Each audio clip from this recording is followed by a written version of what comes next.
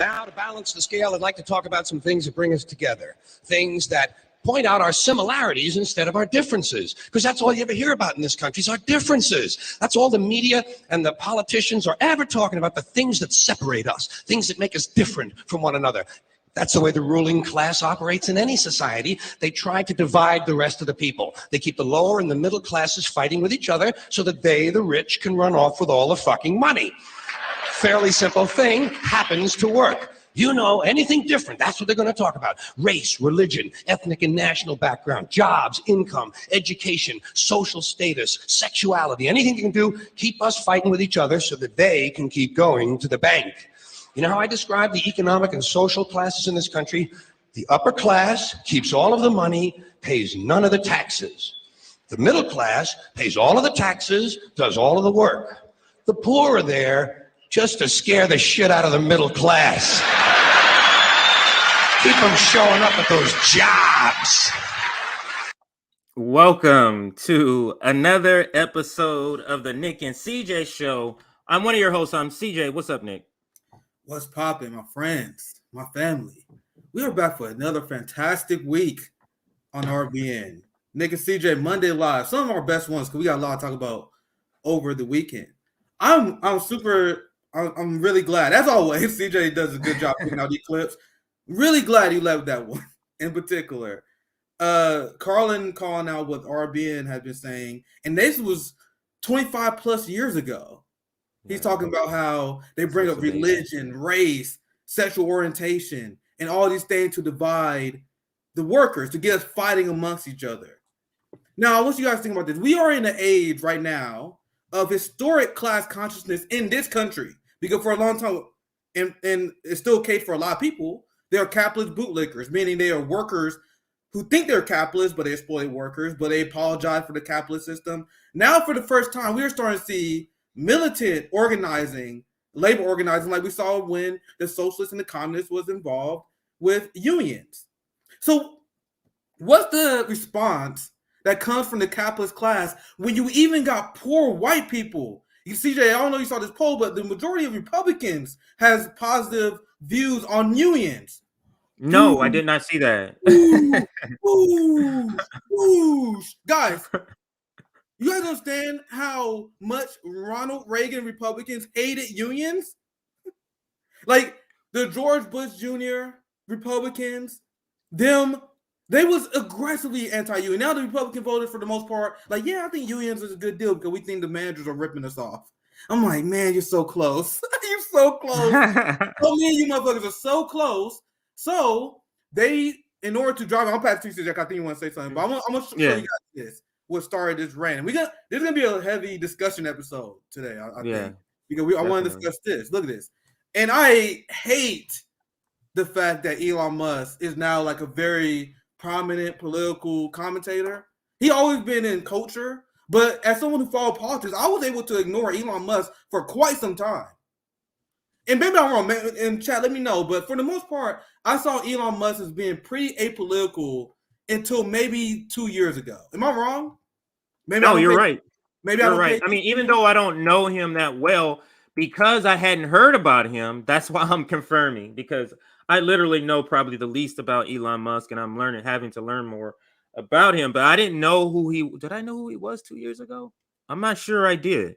I'm not sure I completely did. But the point that I wanted to bring up, or the question I have for you while you continue your presentation, do you think the poll that you just brought up, Nick, which I'm not aware of, I wasn't aware of until now, do you think that's why it's a turning up? Because I feel it's a turning up of the culture war. 100%. And it's a particular ones that involve race to keep white workers. That you think they don't know this poll, Nick? To keep white workers, what are they going at? CRT, defund the police. Even the trans issue is about the middle America who hasn't reached all those pop culture things. Go ahead. To your point, Patrick, but to your point, guys, drag shows been going on at least my entire life. Yes. Like, drag shows has always been a thing. So my question is, why now is the right thing? That's been a thing at least my life since the 90s. Like, I'm not sure how like conservative America was. I've seen a lot of people talk about how it was a thing like in the 70s. I'm not gonna go that far though. But let's say just in my lifetime, drag shows have been a thing. But now all in the sudden, CJ, the right wing is head over heels over this. Do you guys think that's not a coincidence? It's not a coincidence. Go ahead. You guys think that coincidence? Now I'm gonna show you guys a tweet, and this is I've been talking a ton of shit on Twitter today, arguing with MAGA communists, arguing with the class traders known as the Elon Musk fans. I hate the fact that this guy in public discourse now. This guy, we did a segment. I mean, I pulled the tweet up for this segment for the sake of the segment. Well, I'll show you guys. He's probably one of the dumbest political analysts out here. He's like, well, I used to support Obama. Then Joe Biden became president. He became the party went too far left. The dumbest motherfucker in terms of analyzing geopolitical events. And I will argue he's not even that smart. He stole the labor value of his engineers. He stole ideas of people who originally created Tesla. But I don't have to go that far. I would say he's dumb in terms of geopolitical politics. And I'm not even sure if it's on purpose or if he really just is dumb. I lean towards it's on purpose. And I'm going to tell you guys why. And I kind of spoiled. I didn't want to put my tweet here, but you guys see it. They can't defend the failures of capitalism from the left. They can't defend the war crimes of this country that they're patriotic towards. So they are trying to make this about, they try to make politics and political discourse about anything except that. How many times is Elon Musk tweeting about our war crimes? He says he's for free speech. Is he talking about BDS? Is he talking about, we're going to talk about the Trump Twitter files as well, but I was very frustrated because they released Twitter files and they were trying to pretend only the right was censored on Twitter. Not the countless anti-war voices, not the Nicaraguan leftists who was censored during their election, right? Not the Palestinian accounts that get suspended all the time, not the No More African accounts that were calling out some, like these people have been censored and banned on this platform. But Elon, he doesn't talk about that at all because he's trying to make. Look at this. Oh, sorry. Go ahead, CJ. Go ahead. No, I was just gonna say another question to this presentation because it's this. Do you think is it possible? Let me just throw it out there that the ruling class understood all of this, and this is the reason Elon Musk is actually over Twitter, because connect what's happening with the Twitter files and what happened behind the scenes. Why is this all a thing? Why is the manipulating the public through media now a thing when you think Elon Musk doesn't know this is going on with CNN and MSNBC? Why? Why is the richest person considered so he's over the ruling class essentially? Why is he doing something against the ruling class? So I'm looking at it from the perspective of what about this benefits the ruling class? What is he doing? Yeah. What's happening here? Because he is not doing anything to benefit us. Not at all. You're pointing out he's not there doing any free speech whatsoever. So it's not benefiting us, Nick. So who is it benefiting? And I'm trying to understand because I don't know the answer. I'm trying to get I'm trying to get ahead of this shit. But this is not what it seems. Go ahead. Another example is that we covered this a long time ago. I don't even know if you remember this. Literally months and months ago, I covered how Facebook and Instagram was caught giving away information on protesters who challenged the police state. Yeah. No concern from Elon Musk and the right on that. You know what I mean? So I do not believe these people are good faith actors. Elon Musk is a billionaire. We do not trust billionaires, especially as Marxists. So I'm gonna go to this tweet here, and this is essentially like the woke discourse on Twitter. That's why I was talking a ton of shit this morning. Ron was talking a lot of shit, and Ron said it, so I'm backing him up. We officially want to debate any right winger, any MAGA communist who believe in jacking our term, which is woke, which is being woke, right? Bastardizing woke. The term woke. And we have a stream on it where I dug up the actual history, and we have it written. It was written a long time ago, so we have it here in the stream. Go ahead, Nick. Yeah, absolutely. I saw that stream. It was fantastic. But look at the number one struggle that Elon Musk is going through. The billionaire class, the people who are privileged, right? Their number one concern is fighting the woke mind virus. Why do you guys think a billionaire wants to prevent people from being aware of their surroundings and aware of the people that are manipulating the public. That is what the term means. In RBN, we're not allowing you guys to hijack it. I know we don't have a big platform. I know we probably didn't lose this war overall, but the people within, this is the point. The people within our community, your life is nothing but a reflection of your local relationships and the material reality that you're in. So even though the world might be using the word woke incorrectly for the rest of my life, the people in the RBN community, people in my life, they're not going to do that. Nick, this is not anything new for black people. This is common with black. This is common with black people where we use the term the way we want, even though they're using it bad. Nigga is the one of them. Where it came from is it come a place from bad and disgust, but we picked it up. A younger generation, maybe in the 80s, picked it up and said, "No, we're gonna flip this shit. We're gonna flip this shit around." Tribe Called Quest did a song on this. Like, I can do this whole on the word, but I'm just saying, like, this is bad. The reason why we say bad, but it means good, that is specifically because of black people, specifically. Otherwise, it would be known by what is the definition. That is specifically because if white people call a black man bad, just imagine you're on a plantation. Get out of here. That's bad. As a slave, you're looking at it, him resisting, you calling that word bad, that's good to us. You see what I'm saying? How this is just a common for us in our community, specifically in the United States. That's a great point. That's a great point. Guys, white America, capitalists want nothing more for you to be dumb. Oh, you showing empathy for people? What, you woke? Well, you care about them brown people we bombing? What, you woke? Right. You care about people being oppressed? They are the oppressors. So, of course, they want to demonize people who have compassion. Why would anyone on the left go along with that? On the left, we are supposed to be compassionate.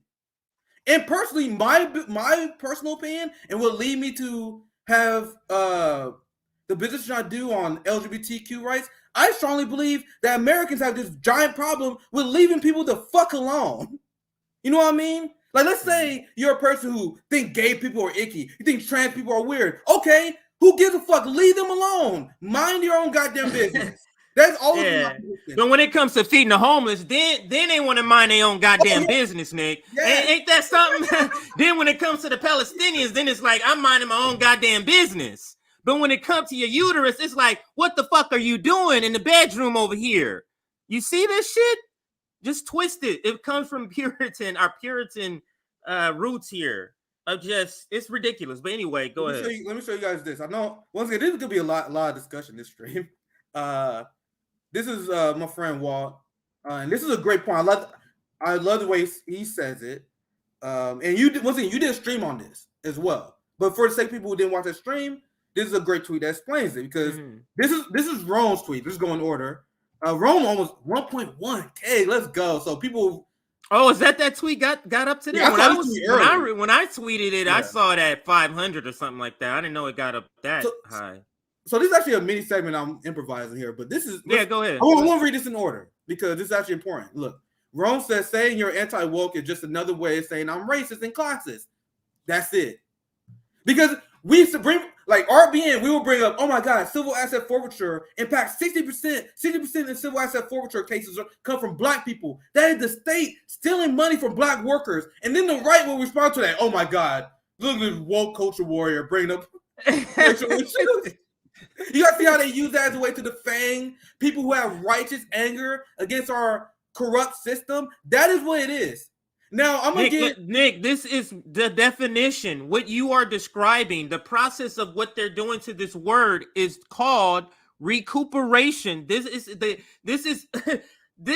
ruling class applying art of war tactics on us, and we don't even fucking understand what's happening.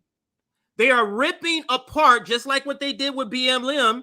Now it's synonymous with corruption and stealing money. Yes. You see that, what they're doing? Understand the psyop that's happening. They add a bunch of corrupt people that did this to unions too. They add a bunch of corrupt leaders and they say, look, they're taking all your money and they're not doing nothing for you. That's what switched people from thinking that union was bad, from good to bad. This is all a psyop, and recuperation is what it's called. You strip the actual meaning and you leave a shell so that you can fill it with whatever nonsense you want. And that's what they're doing here, Nick. Recuperation, look it up. Go ahead. Yeah. That once again, you have to really look up that stream that CJ did on that because it was such a great breakdown. And I'm gonna get to the woke imperialism thing because this is one of the things that people are getting half right, and it's so frustrating. And we talked about this on the show before because I'm debating these mad communists. I went back and forth with quite a few of them on Twitter where they keep inflating stupid. I'm kind of spoiling the next part, but they keep saying, well, if you're woke, you support imperialism. Or maybe it's just the fucking neoliberals virtue. Like these people acknowledge that liberals were virtue signal, but then they see Raytheon put a flag profile picture on Twitter and they think Raytheon is really woke. It is so dumb. But I'm gonna get to that later because there's so many. But it illustrates your point. Illustrates how the Democrats, progressive Democrats, are playing a role in the recuperation process of the word woke by being able to be the person to point to and say, "Look at you, fund NATO, but you're talking about your anti-war. That's woke." You see how they play the role. If it wasn't a person that they can point to, this wouldn't be effective in recuperating it. It would not be.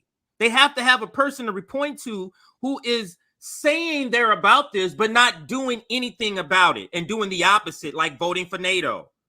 And I swear to God, so many of these dumbass MAGA communists, I see they will retweet like a Democratic Party politician, and they're like, look at this war criminal using woke ideology. This is proof that woke ideology leads to imperialism. Yeah. This is dumb shit that they say. That's why Ron was talking about today. I'm re-upping that like that. I would love to see that. For High, Jackson, Jackson, we talked about it before, and I brought this point up to him. Why not just explain the fact that the neoliberal warmongers are not woke? They are weaponizing and they are trying to use wokeism to gain political capital to trick people who are woke. You guys understand? So there are people who believe in black issues who are tricked by the neoliberals because they are not well read. That is what RBN is here for. We are anti-imperialists. Being anti-imperialist is enough to destroy the woke imperialism. I'm not gonna name any name, but I was debating people. They said, well, you have the United States that impose sanctions on the countries because they're anti-LGBT. So their response is to be anti-LGBT to fight imperialism. How fucking dumb are you people? You do not have to be anti-LGBT to stand against the United States imposing their culture on other people. I stand in staunch allyship with the LGBTQ community, but the United States shouldn't be sanctioning and putting pressure on countries because they don't agree with that. You do not have to be anti-gay to take that position, you MAGA communist idiots. Because they believe you have to be anti-gay to fight imperialism. Yes, that's true. But sorry, Steve, you want to chime in? I'm gonna get to the I was gonna say because what was I gonna say? Oh no, go ahead. I forgot. Hey, my bad. I'll probably make you forget. Yeah, no worries. Let me go through the tweet. Listen, whatever on time because I kind of winging this. Oh no, this is what I'm gonna say. Okay, I got it back. This is what I was gonna say. So woke imperialism can be a thing. Woke imperialist. Yeah. If you use it in a way where you're saying you're calling out the person, you're saying you're a woke imperialist because you use the word woke and you're not, and you're actually an imperialist. That's the correct way. You're not using it as you are the one who is saying the slur. Like you woke person. That's different. And that is taking up what the conservatives want you to use it as. Go ahead, Nick. That's such a great point, CJ. Because what these MAGA communists and what these people who pretend that these imperialists are woke, they believe they are being effective, but they are not. What is more effective, CJ? Pretending that the imperialists are woke, like these people do, or us who are black and disenfranchised communities say, no, you are a fraud. It's more effective for us to call Nancy Pelosi a fraud than to pretend she's woke. How do people not understand this? Like MAGA communists be like, oh my God, the woke Democratic Party. The only thing you do by saying that is you are making people believe they are better than they are. But MAGA communists are conservative, so they are the people who are trying to help recuperate the word. So I don't view them as the left, and we should be trying to correct them. they are on the side who is doing the recuperation. I view them. This is essentially why I'm saying MAGA communism is a joke. You guys can tell I'm done giving these people benefit now. Yeah, it's a joke. I gave him. I stopped doing it, Nick, probably 2 months ago when I stopped saying I don't even. This is literally you telling me the sky is yellow. Like, okay. Like, guys, I see the people retreat. They be retweeting Trump and shit. There's one person I was arguing with. One person I argued with today. One person I argued with today. She retweeting Don Jr. And this is what MAGA communists say all the time. They say, "Well, we don't actually promote MAGA. We don't like Donald Trump. We just like the idea." That's dumb, right? But I catch these people all the time retweeting Republicans, retweeting MAGA, and pretending that they're the better.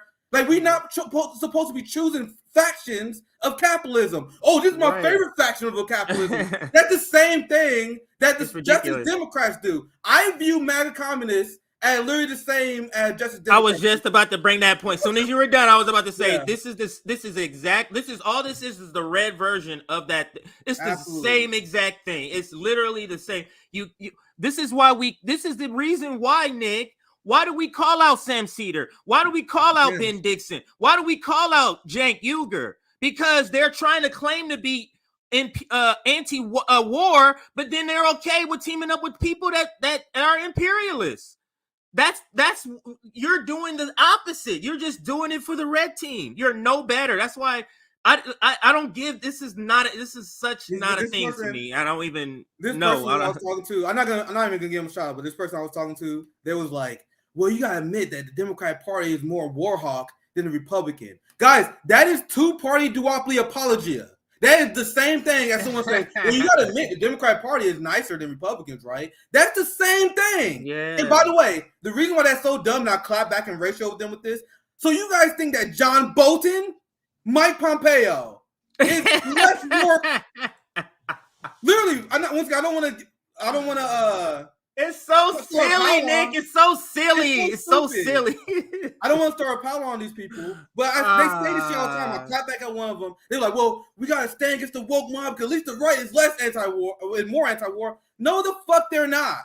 They got Mike Pompeo, John Bolton, Tucker Carlson, all calling for war against China. They all are. If you don't understand that these two red and blue are operating as a team, if you don't understand that, you're not there. You're not there as a communist. You're not there. You can't really even use the word communist or communism because you're picking a side. You get what I'm saying? How you gonna have Republican communist? That's essentially what you're saying here with MAGA communists. It's the Republican. It's so ridiculous. Anyway, we're going on a tangent. That's my final word on it. It doesn't deserve any oxygen at all. Yeah. So we went a little bit off the road there, but those are the people that I was arguing with, guys. By the way, today. With the MAGA communists pretend that they're the real anti-imperialists, even though they retweet Donald Trump. The biggest people, I saw one that was like, oh my God, we need to get Donald Trump back. It's like, this guy is a fucking war criminal who was prosecuting Julian Assange. Donald Trump and John Bolton went after Julian Assange. And you guys think you're edgy by propping these people up? MAGA is against Julian Assange. And once again, I'll re-up in the conversation where Jackson, Haas, anybody, I want to have this conversation if they want to pretend that these who is Haas again? Somebody said that before. I don't know these people that I guess is good, but who is Haas to explain to him? Let me give him the respect though. He's a what is he, a person that preaches? Yeah, we used to follow each other because I follow all the Haas. We used to follow each other before he got banned on Twitter. But I'm okay. That's probably why I don't know who he is because I have never seen him on Twitter, and that's why I don't know. He's not big into Twitter like I am. I admit I am on Twitter a lot. I'm not one of those people that pretend I'm not. I'm just I'm not as much. Not because I don't want to. It's because literally, I got 2 hours to do this, and I got to pick up my daughter and do doing all this stuff. Because anyway, I don't want to go off on a tangent. That's a good clip. We're gonna have to make sure we clip this segment. And I know I love what Aaron. If you're watching this, we're gonna clip this anti-woke segment. Yeah, this is something that needs to be out there. We gotta attack this. Yeah. So let me read. We went off tangent. This will be last point. We can get back to the main stories because I want to read this tweet because it's such a great tweet thread by Rome, and I'm so happy it got over 1,000 likes. And it's going. It's 1,200 now. This is gonna be a banger tweet today. So Rome says, "Saying you're anti-woke is just another saying I'm racist." And this guy, once again, I'm not attacking this guy, but this is his position. This is his point. This is his point. Yeah, no, that was 10 years ago. That was true 10 years ago. Not anymore. The definition of woke has completely changed. What flag is that? Let's see. The transgender fanatics have completely ruined the world. Oh my God, Jesus! I didn't even read that part. Honestly, I was like, what flag is that? The transgender fanatics have completely ruined the world. Did they, or was it the right? So now here's Rome. Meanwhile, I don't want to go too long. How would they? I don't understand. How would they ruin the word? That's RBN so do not fuck with the stupid to me, guys. Like so this guy bizarre followed to me.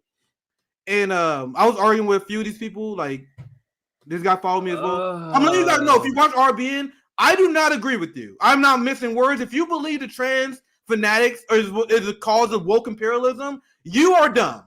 And you might well click unsubscribe. You might well unsubscribe right now because I think that's dumb as shit. And I was going hard at these people today, man. It was fun. It was fun because it was like one of the things like, yo, if you guys believe this shit, unfollow, unsubscribe. This is the dumb, like counter-revolutionary, lacking any sort of revolution. So, like this shit will hurt us.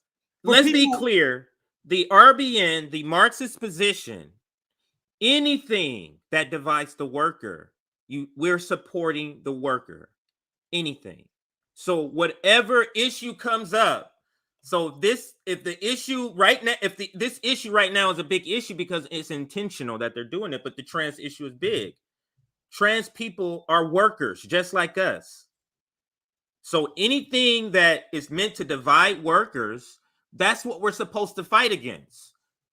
So anything. So it doesn't matter. You don't have to, hey, be out there protesting, but you should be saying, hey, I'm here for equal rights. I'm here for everybody being treated. It doesn't matter what label they have or what difference they may have. That is the position we have. Go ahead, Nick. Let me walk you guys through the dumb logic of MAGA communists and people in the right-wing populists. They say, well, the reason why the liberal class is pushing the culture war is because the culture war divides the workers and they keep people eyes off the target and off the ball, which is correct. But these people, as you guys see with that tweet, he's focusing on the trans issue. You are doing it. So as we said before, the trans people are workers. Our brother JB is gay. I know gay people in my life. So when you guys go on anti-gay tangents, when you guys attack the trans community, there is no one else that is dividing the workers more than you are. Because not only do you turn the trans community off, the LGBT community off, you turn their allies off. Like, so these are workers that no longer is comfortable working with each other just because it's not their fault, guys. Just because you can't let the trans thing go. Like, so these people will say, well, isn't the economic class war more important than the LGBT community? This is using their logic. Okay, if ending the war is so important, if the class war is so important, how about you drop your fucking icky opinions about trans people and shut the fuck up until we done fighting the empire? You guys understand? They pretend that people who are pro-LGBT is distracting the anti-war movement. They're distracting the class war. No, it's you guys. Because you guys can't shut the fuck up about gay people. Like, if you guys... Like Tulsi Gabbard just randomly comes out with these tweets. It's like, nobody was even talking about this, Tulsi, and you just randomly... That is intentional. That is intentional. She is playing a role to inflict... It's like injecting fuel into into something that's dividing us. It's injecting fuel, so it starts to die down, and we start to talk. Oh, let's see if we can talk across.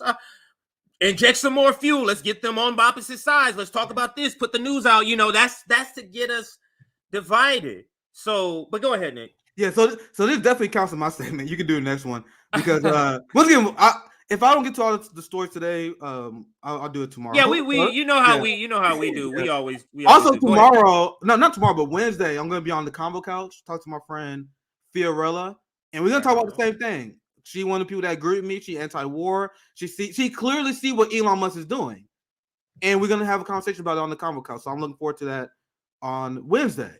So let's continue. This threw me off. I literally did not even read this last sentence. I literally just read the first part where it said, no, that was 10 years ago. I stopped reading it. This last part was like, holy shit, dude. Holy shit. But anyway, let me move on. I already going long on this segment. Rome said, and this is what I strongly agree with, nah, ain't shit changed. And CJ, you agree with that, right? I agree with it. Nothing changed. No. In the black community, woke still mean the same goddamn thing. Yeah. White people, and then what I say in response, White people change the definition of woke and they expect us to go along with it. They do this all the time.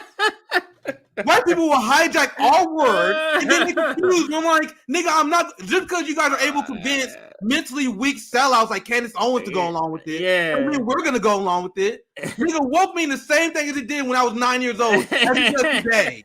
I am not going like the capitalists. We used to say stay woke. That was when people used to peace out, be like, all right, man, stay woke, bro. That was the thing. Like stay awake to the fucking system. And that was how the word originated, the concept originated. And I did it in the stream. I'm not gonna rehash it. Showed in the stream. That's how the concept was. Just imagine, Nick, because just to do a brief history on it, just imagine you and I it's 1800. This is before slavery is outlawed or the 13th Amendment, right? Just imagine the things you have to operate to stay alive. So it's stay awake. And this goes literally back to Marcus Garvey was the first saying this. And you think Marcus Garvey a fucking giant. Yes. In black history, black struggle, you think y'all just gonna come around and snatch that word from us? Motherfucker, please get the fuck out of here, man. Get the fuck out of here. But we can like, we know this comes from Marcus Garvey. Like, it's literally literature of him saying this sort of stay awake. Literally. Go ahead. So this last part, because this is the tweet I wanted to show, then I went back because I want to show you guys Jerome Post's tweet. But this is the tweet I wanted to read because this guy does a great job explaining it. Big shout out to Walt. They said it's funny how woke itself means awakening a deeper black consciousness. You gotta look at this picture. You gotta notice how all the black people know this. You gotta notice this. Guys, I see this. Once again, I'm online as fuck. I admit it. I see these people, and that guy that I showed earlier, he was like, "Yeah, that was true 10 years ago." No, motherfucker. You know that all the black people like, we're not going along with this. So anyway, let me going on. You crazy? This is a great tweet. So big shout out to Walt here. Oh, that's funny. Walt said, and that dude could be a Democrat for all I know. I don't know. Maybe I don't know that. The thing is, that's something across different, like, no, nigga, no, woke don't mean that. So stop. No, y'all ain't jacking that shit. Now there are blacks who go along with it. They're coons, and you already said it, Candace, on. Yeah, they're gonna go on it. Yeah.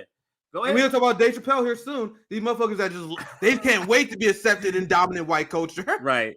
And I think we should start with that. So I think we should start with that. We'll go to announcements let me finish this tweet and I'll pass to you. I'll just do that. Yeah, we'll do that first. I'm literally gonna end the segment on this tweet because I think it's a good way to end it.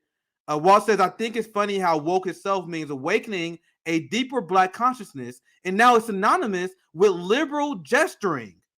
When I first started hearing white right-wingers use that term, I thought it was trolls. But then they all adopted the term.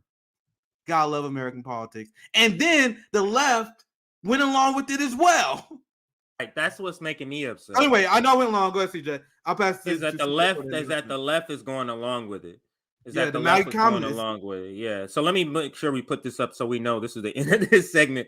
So the anti-woke segment got us kind of hyped because it's offensive. It's our word. It's our word. It's our concept. It's literally taking us back to us becoming awake to the system that's still through Jim Crow, like literally. And y'all think y'all just gonna snatch it up because MAGA? Really, that's what y'all think? And you guys see why white America is desperate. Now go back to that definition again. It's us being aware of who our enemies are. That is what being woke is. Being aware of your surrounding and knowing how to operate without your ops getting your way. That's generally what it means. Right. So now white America, who victimized and stole our wealth, of course they want to demonize that. They don't want you to know that shit. Stay asleep. Stay asleep. Yeah. Don't worry about Elon Musk. He's not doing anything nefarious. This is not the first time This is not the first time. It sounds like it's being more successful for white people, white culture that are accepting this. But this is not the first time they attacked woke when it first. There's a news article. I think it's the New York Times, like in the 1800s, Nick, where the word woke And right-wingers refer to this article when they try to say, see, woke was always silly back in the day, and they didn't understand this was a white writer writing about a black concept. So, and I went back further behind that article, which they didn't do, like Steven Crowder didn't do in his video about woke. I'm talking about Steven Crowder. I think that's his name, Steven Crowder. But anyway, that was a great segment. I love talking about woke, Nick. That happens to be one of my favorite your stream was great talk about, because this is a word that was popular during my brother's time. So I heard the word a lot, and now it's like it's such a culture shock to people saying, what about the, I'm like, what? And that's my brothers, like in the 80s, they were like, you know, my brothers in Compton, they went to Centennial in Compton. They were like in their height, you know, when they were in 17, 18, woke, stay woke. That was it. Yeah. They wore the black medallions. They didn't wear gold, African medallions. Stay woke. The high top fades, Kwame rapping, that type of thing. Just a lot of awakening even in hip hop. Go ahead. I'll pass right to you, CJ. But why do you guys think that RBN we are leading the charge on this? Because there's some white commentators who I think mean well, but they don't have our life experience. They don't know that we grew up hearing this word, so they go along with it. Like, yeah, I guess there's a woke takeover. Like, and I know this because from conversations I had, and people like, oh shit, I didn't even know. Like, literally, people who are good faith, they see me and Ron talking shit while talking. Like, I saw a few people like, oh shit, I didn't even know that. All right, I'll make sure I don't do that anymore. Like, good faith white allies, right? Who used to use the woke. No, I've seen it too. They don't know. So we have to make the word more known. So we're gonna do the Dave Chappelle, Elon Musk. Yeah, do your break. Elon Musk video up next. Oops, that is not the right one. Actually, I can do it from here. So let's go from here. So we're gonna do Elon Musk and Dave Chappelle, the booing event that happened. I have it in my bookmark. That is the next segment. But before we do, now that was a long introduction, but it was a good introduction, so I don't regret it or anything like that. But that was just an introduction. That's not even our main story. And we're gonna now get into some of the main stories that are on the thumbnail and such. So that is next. Here goes the first video we're gonna be watching first. Let me pause it though so that it doesn't play. All right, so this is the first video for the next segment, but let me go ahead and run a check. Let's go ahead and like the video. Also, our Substack is just blowing up crazy. So keep joining the Substack so you get notifications on when we go live, when our clips are uploaded. So you just always have a quick way to just access it. Maybe you can't watch it live, but if you have that email, all you got to do is go to your email and click it, and voila, for all of our clips, all of our content just directly delivered. Join our Substack for that. Also, we recently launched our Discord a week ago today, actually. So we recently launched our Discord. It was exclusively for Discord. So that's one way to get on Discord, is to go through our Substack. It was exclusively for our Substack, I'm sorry. So in order to get on Discord, join our Substack. Also, Patreon, we're going to eventually send the link to everybody on Patreon. I just got to figure out the password, Nick, to get in there and get into Patreon, and we can send the link to everybody on Patreon. So right now it's going to be Patreon and I'll make sure I'll give you the password name, but I'll make sure I drop the link. Okay, yeah, we'll do that. Yeah, and we'll get that to all of our Patreon, because that'll blow up our Discord also. So and then the last thing is we are still running. And also, I want to thank everybody for birthday wishes. Thank everybody for the money that was raised for my birthday, a couple $100. It goes a long way. Don't think that it doesn't help, because it absolutely does. And I do want to thank everybody that contributed to that. We are at 194 likes. Almost missed that. But we have 400 people watching. Can we add another 100? Let's get to 300. Let's go. 300 likes. Let's get to 300 likes. That'll bring a lot more people in. So 300 likes, we can do it. We got over 400 people watching right now, Nick. And also, if you didn't know, we crossed 27,000 last week. I think it was over the weekend, maybe Saturday, whatever stream we did last, Nick. We crossed 27,000. This was the count.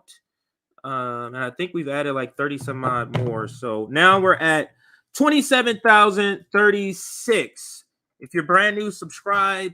If you're not brand new, make sure you check to make sure you have not been unsubscribed, because YouTube has known them and do that. And now let's get to the. Oh, actually, no, we're supposed to do some chat check. Sorry. Let's do some chat checks. So any comments, Nick, you see also toss it up there, because there's almost. I'm about to retweet. We have a few super chats on Star, but I'm about to. Oh, it's already super chats. I did not even see that. All right, so let's go to some of the comments here. Just some emojis, and then we got this one here. We need free healthcare like the fire department now, and free food and free water. And that comes from Carrie Scott. Thank you for the comment. Let's go to this. My bad. I was tweeting the segment up. The segment out. But yeah, anyway, do that. And then we can go to after this one. You can bring up super chats if we have any. Exactly. Yeah. Woke is not being asleep. Thank you, Kat. Go ahead, Nick. Yeah. So here's the super chats before we get to the main story here. Thank you for 499 Rodrigo. Congrats on the RBN surpassing NAFO Vanguard channel. We need a Nick versus Samira debate. Well, you spoiled it. That's one of the people I was debating on Twitter today. Also, we need to protest a rail worker for sick days. Fight on. So, once again, I have no interest. I know some of you guys love talking shit. I personally have no interest in starting beef with Vanguard. I mean, we disagree on some things, but I don't like throwing sub counts. Like, oh, I got more subs than you. That seemed like a dick move, right? So I appreciate the 499, but let's try not to do that. You know what I mean? I don't like that. Oh, I got more subs than you, so that means I'm more authority, whatever. So I don't know. I'm not gonna tone police you guys, but I don't want to rub right. That's just me. That's just my personal opinion. So don't confuse passionate arguing for our position if it conflicts with Vanguard with us, meaning that somehow we wouldn't be willing to like advocate, do some sort of joint advocating or something like that.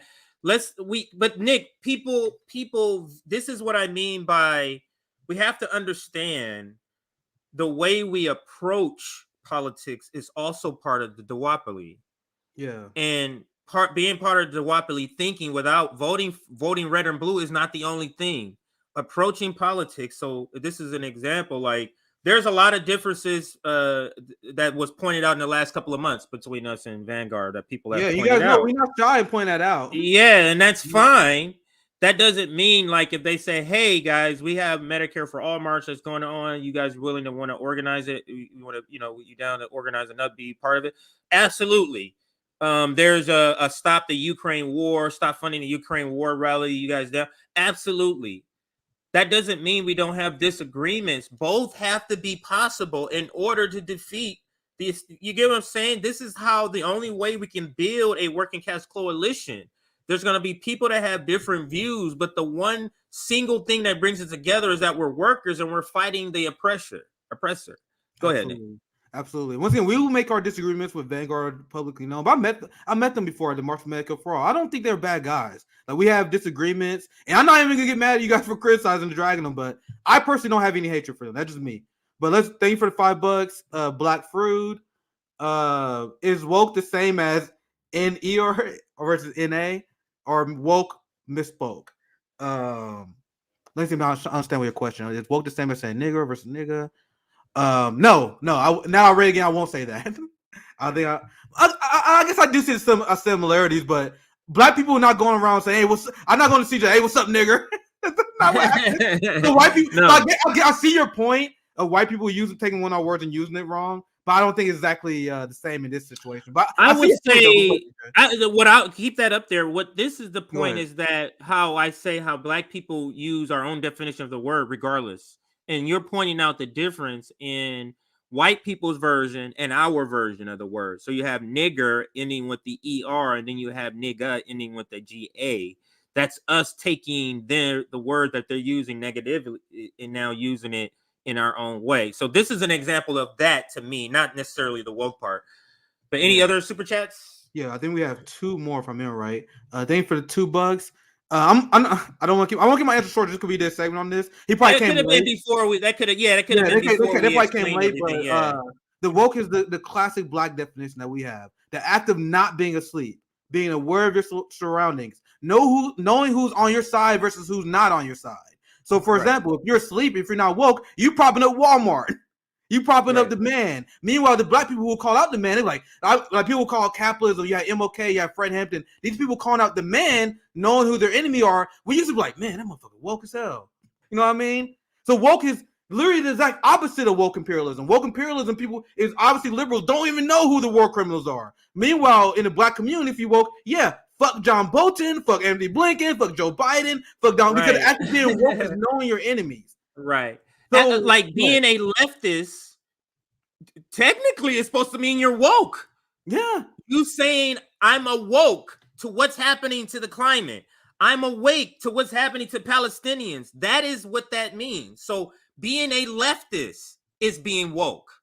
Like that's why it's so bizarre to see leftists. It's like so weird. You using the word leftist to call somebody else out in a slur. Like that's what that's like. It's so weird unless you put NATO. You see how we do that? Like we put NATO leftists. That means that's a special kind. That's what I mean by if you use woke imperialists in the way that we use NATO leftists. It's to say not to point out that leftist is bad. Is that if you add this person as being a NATO person, you get what I'm saying? I don't want to. Another good way to explain it. This is last super chat, but another way to explain it, like being woke is the opposite of being asleep, right? So if someone would say some bullshit like, "Man, that motherfucker's sleeping," whatever that is, that's the opposite. The opposite of that is what it means to be woke. You know what I mean? That's a good way to explain it, right? But so this last super chat that kind of go well off of that last one, where Jay defines it himself. Thank you for the $2. For me, woke equal aware of my environment and circumstance. So last thought, I'll pass to you, CJ. We don't have a giant like platform, and white America will be successful in hijacking this term. But this is one of them things where people in my life not. RBN community is not. So the people around us gonna get this shit right, while everyone else is losing their dead mind. That's my goal here. That I don't want RBN people saying this bullshit. Or are they gonna have a fight? That's me. But CJ, it's gonna happen, and it's always gonna be like that. It still happens. Where if white people listen to black people's conversation about stuff, they'll be like, "Wow, they use that concept completely different than us because we don't accept your use, and we're gonna do whatever the fuck we want to do, like regardless of what you do." And we gonna do us. Yeah, go ahead. This is a follow up of the other super chat. He said, "Then I'm woke as fuck." Anyway, it's $20. So thank you for super chat. So right. Our community will absolutely know. So I think that's a good amount of I went long as comments right now. We're gonna do another intermission where we kind of do announcements, and we'll do some more comments there, and hopefully maybe we'll get to some during the segment. I'll try to pop some in when Nick is speaking. But let's get into the Dave Chappelle. Here it goes. Right here. I thought I put it in. There we go. So let's get into, I keep calling it the Dave Chappelle, but really this is the Elon Musk segment. But let me rename this too.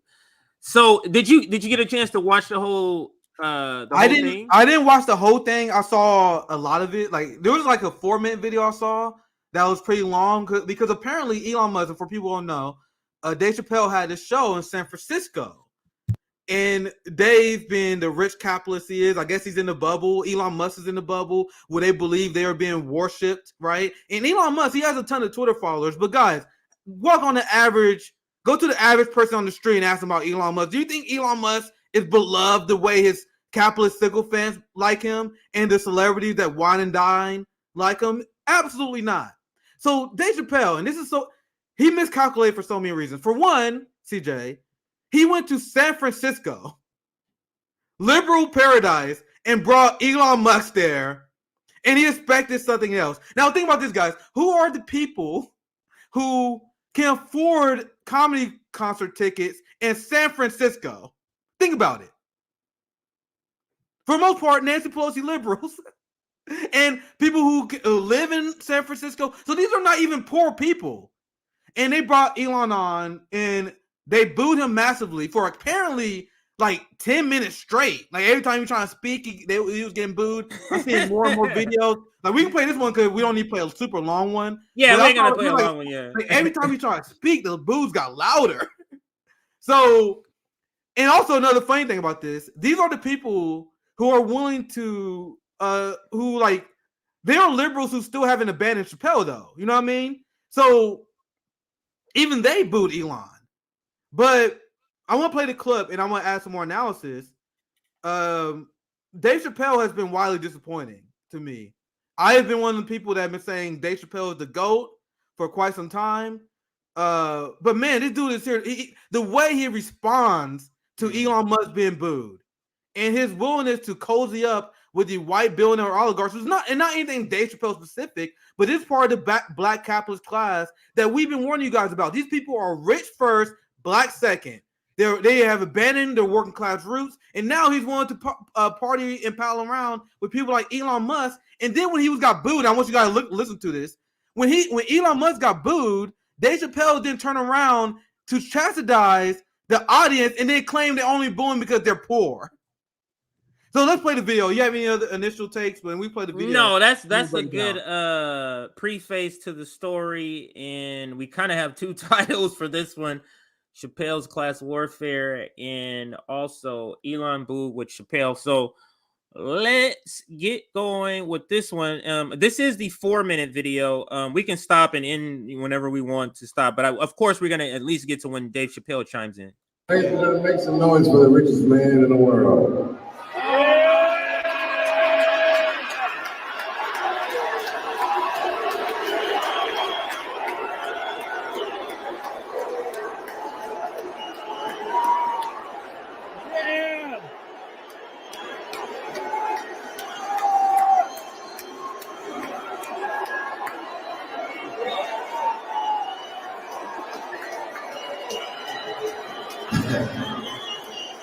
The stadium is like filled with a bunch of Sam Cedars and a bunch of Emma Viglins, and he thought, what did you think you were gonna get in San Francisco? Really? What did you think? And the people that can afford the show. Think about that. That's even another step. Like people that can afford the show. Go ahead. Yeah, that's a good point because remember, there are not a lot of poor people in this crowd, but they are. You can see boutique bourgeoisie and people who saved their goddamn money because they was waiting for the Dave Chappelle show. But that show how out of touch Dave is. He brought Elon Musk and then announced him as the world's richest man, as so many Americans are struggling, and he thought we would embrace him. Like, oh my God, the world's richest man made a surprise visit toward his comedy routine. Man, I have seen Dave. He getting more. He and more thought he was gonna be like announcing Jay-Z or something, or announcing Beyonce. Like, did he think that? This motherfucker really announcing Drake. He thought he was gonna announce Drake or something. And remember, yeah, they're gonna be high. Remember, Dave Chappelle part of the rich capitalist class, especially he been going after like the culture war on the right, like a lot of right wingers started like Dave Chappelle because takes on trans issues and stuff or whatever. So he's palling around with these capitalists. He pal around with a lot of black capitalists as well. So they are insulated. Like these people are the hustle grind culture. So they see Elon Musk, they're like, hell yeah, Elon Musk is dope as fuck. Meanwhile, the entire working class, like this dude's a billionaire class trader. So being rich for quite some time have made Dave Chappelle insanely out of touch. But anyway, let's continue the video. Well, that happens to a lot of black capitalists. Dave Chappelle is great at handling hecklers, and events like these. But you see, he get flustered in a way that I don't see Chappelle often, even with hecklers. Like he was legitimately caught off guard because people didn't like Elon. But go ahead, CJ. Yeah, that's a great point. Let's is it this? Oh, this one. Let's listen. Cheers and booze, I see.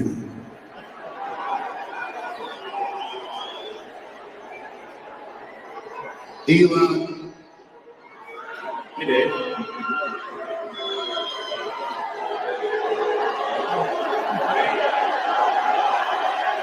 Controversy, buddy. Weren't expecting this, were you? It sounds like some of them people you fired are in the audience.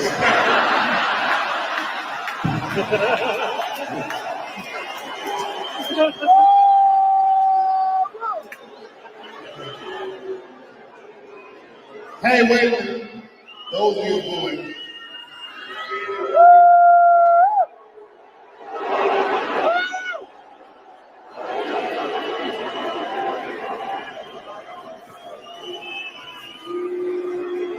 Tough on the head, like sounds like.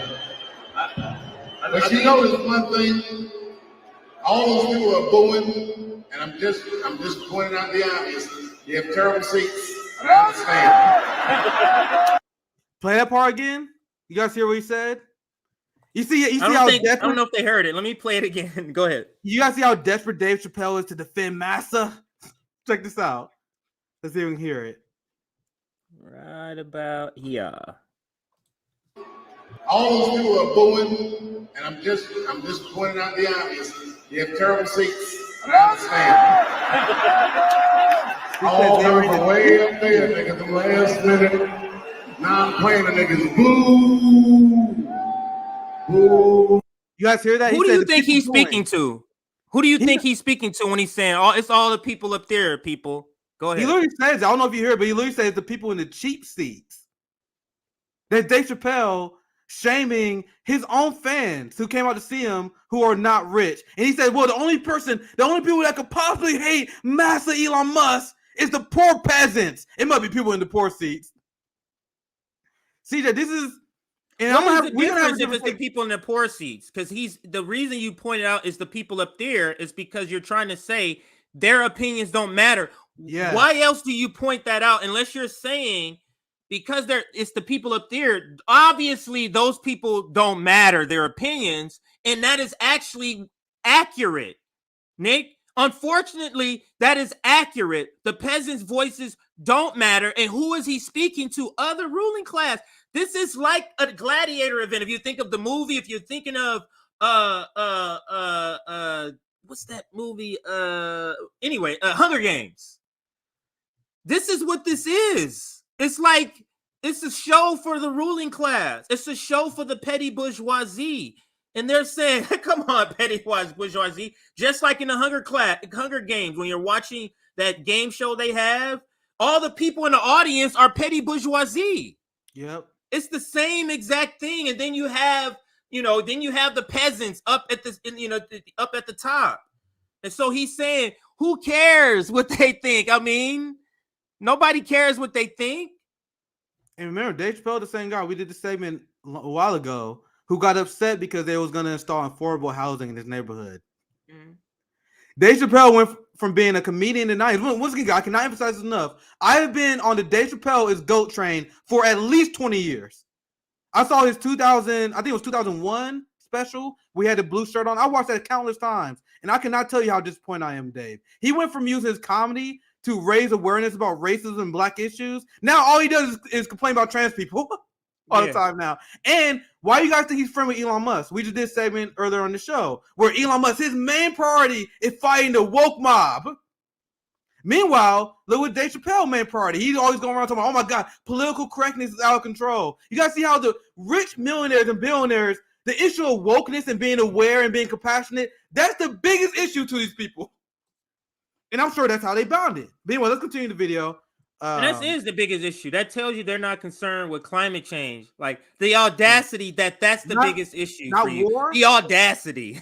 Not war, not corruption. That's why we at RBN reject this shit. Like if you're a worker, if you're a victim of imperialism, if you're a victim of state violence, the last thing that should be on your mind is wokeism.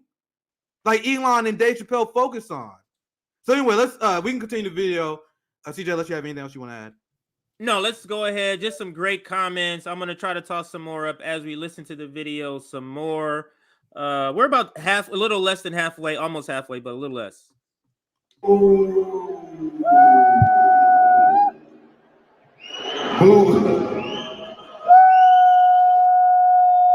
Listen.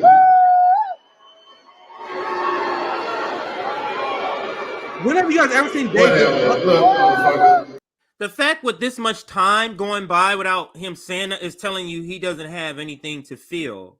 Yeah. You get what I'm saying? Because this space, a comedian understands timing, this amount of space with nothing being said as people boo. You know how many times comedians get booed and they just continue telling jokes through the boos? Yeah. Like, guys, and once again, as someone who's a staunch fan of Dave Chappelle my entire life, I've seen Dave Chappelle handle hecklers. I see him handle awkward crowd events. And a lot of people point this out as well. This dude was flustered because think about it. Think about his class loyalty. He got Elon Musk to come to his show, and the crowd is embarrassing him in front of his friend. Yes. You guys know that's how Dave Chappelle looking at this. Oh my God, Elon Musk. The workers, the ones you let in, on their time off from work. You can go over there and eat a little bit of this, and that's what it is. How dare you? After we give you cheap seats to even come see this shit, how dare you boo this rich guy? Go ahead. This is Super Chat I just saw. This is a good one. Thank you for $5, Nestor. We have officially lived long enough to see the true character of all the people we thought had integrity: Jon Stewart, Dave Chappelle, and many others. That's a good point. And that's such a great point. Like Jon Stewart now has zero integrity. Now you have Dave Chappelle and I've known this for a while, man. This is not like my number one struggle, so you guys don't see I talk about it all the time. But the segment we just did is what Chappelle does all the time, where he's not focusing on black issues and pouring stuff like he used to in jokes, right? We used to call it racism. He used to do sketches about the incompetence of George Bush, guys. Like, I know his career really well. He went from that to now he appeals to the lowest common denominator, people who just want to laugh at the expense of trans people, right? Anyway, we can continue. But anyway, great. Thanks for the super chat. Thanks for $5. But to me, it's obvious that Chappelle is like all black capitalists. And once again, I want to emphasize it's not even just specifically Chappelle. This is an ongoing theme that we talk about in our show on how the black capitalists are sell out the same way the white capitalists are. Yes. And it's sad. It's sad, man. As someone who liked Dave Chappelle, capital comes first, even for black, and we call them aspiring capitalists, and when we say just black capitalists for short. But yeah, these aspiring capitalists, it's so funny because they really think if the shit got down to it, that these white capitalists gotta have their back. Nigga, you will be sold down the river like a slave, Dave Chappelle, and you backing this nigga up. I mean, if it came down to it, they will sell you down the river too. So let's continue with the video. This nigga is not even trying to die on earth. Come on. His whole business model is fuck earth. I'm leaving anyway. Do all you want. Take me with you, nigga. I'm going to Mars. Whatever kind of pussy they got up there, that's what we'll be doing. Anti-gravity kitty cars. Follow your dreams, bitch, and the money just float all over the room.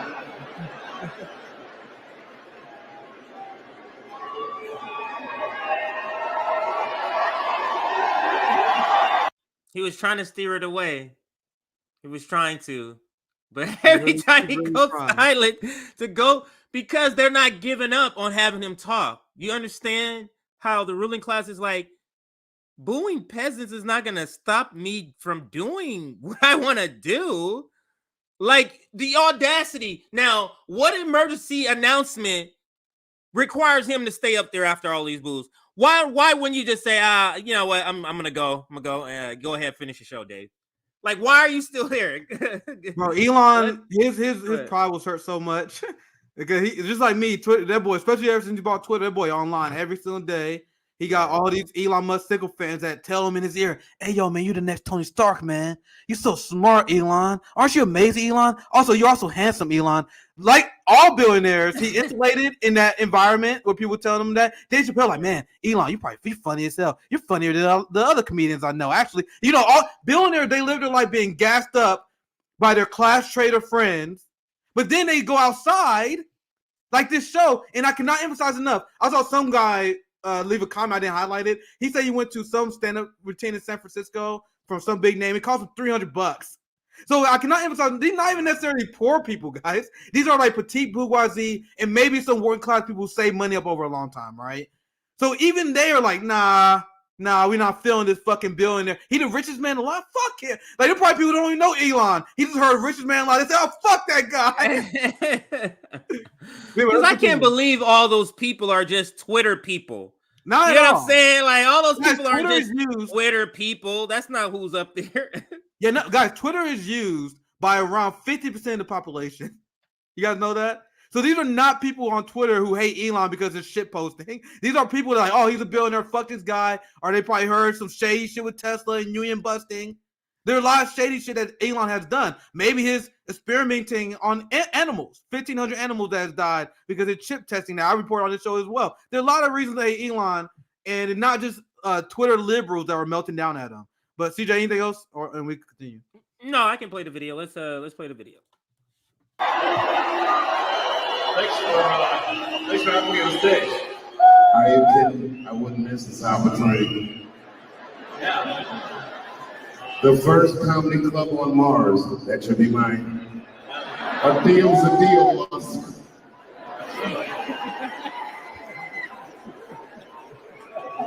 Yeah. You niggas can boo what you want. This nigga gave me a jetpack last Christmas. Fly right past your house, nigga. Boo these nuts. I want to just point out what he said. There's a joke. It's funny, but it does illustrate. You niggas can boom him if you want. He gave me a jetpack. It illustrates the selling out of what the black capitalist class does in the petty bourgeoisie. Absolutely. It's for their own personal gain. I'm willing to sell out all those workers up there at the top. That's the figure. That's the what it illustrates to me, that line. Let's continue. That's how we like to chill. We do ball the shit.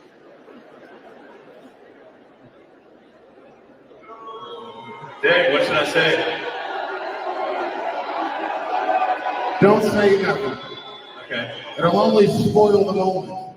Do you hear that sound, Elon? That's the sound of pending civil unrest. That's the sound of pending civil unrest. Now, this is where Dave Chappelle's comedy could go one of two ways, Nick.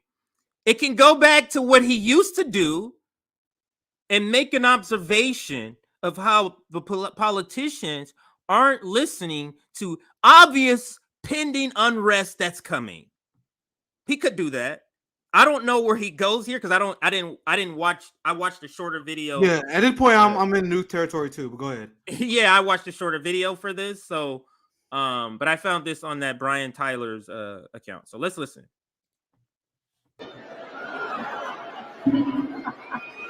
I can't wait to see which store you decimate next, motherfucker. You shut the fuck up with your moves. Better than you do. Booing is not the best. Did he say, once again, I ain't seen this part, but did he say, will you guys stop? Can you go back? I want to make sure I got that right. Shut the fuck up with your booze. Will you shut the fuck? Will you guys shut the fuck up with your booze?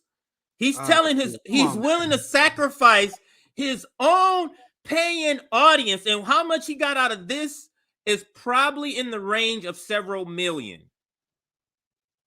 At a venue this large, it looks like this is a large venue with this amount of people. Just the people at the top, $300 a ticket, and it's like 10,000, and then just do the math. That's all you got to do. Him saying that is how. Still unrest. Wait, say that again. Yeah, I was about to say him saying. Remember, I said that Dave is mostly embarrassed because this is opportunity to impress Elon, having him on this show. That's how that statement right there is how I know that's the fact. The crowd embarrassed him in front of his rich billionaire friend. And you can tell them, guys, please, come on, this is my moment. It's like almost a desperation. And this is a guy who's great at handling boos and heckles. And it's almost interesting to see him this uncomfortable because I'm not used to it. Anyway, go ahead. And I'll add this after we finish. I'll add that part. This is what I want to add. I need to add it here.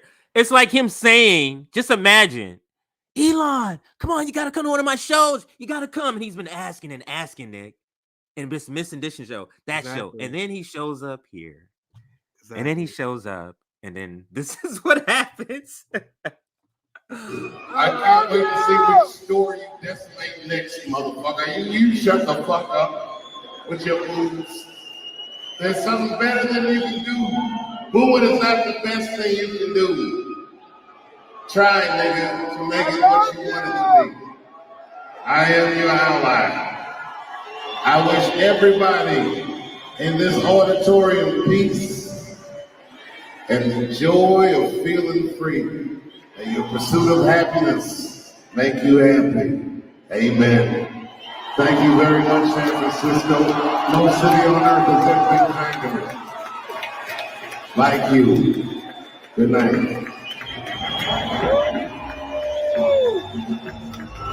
He realized, Yeah, hey, no come back.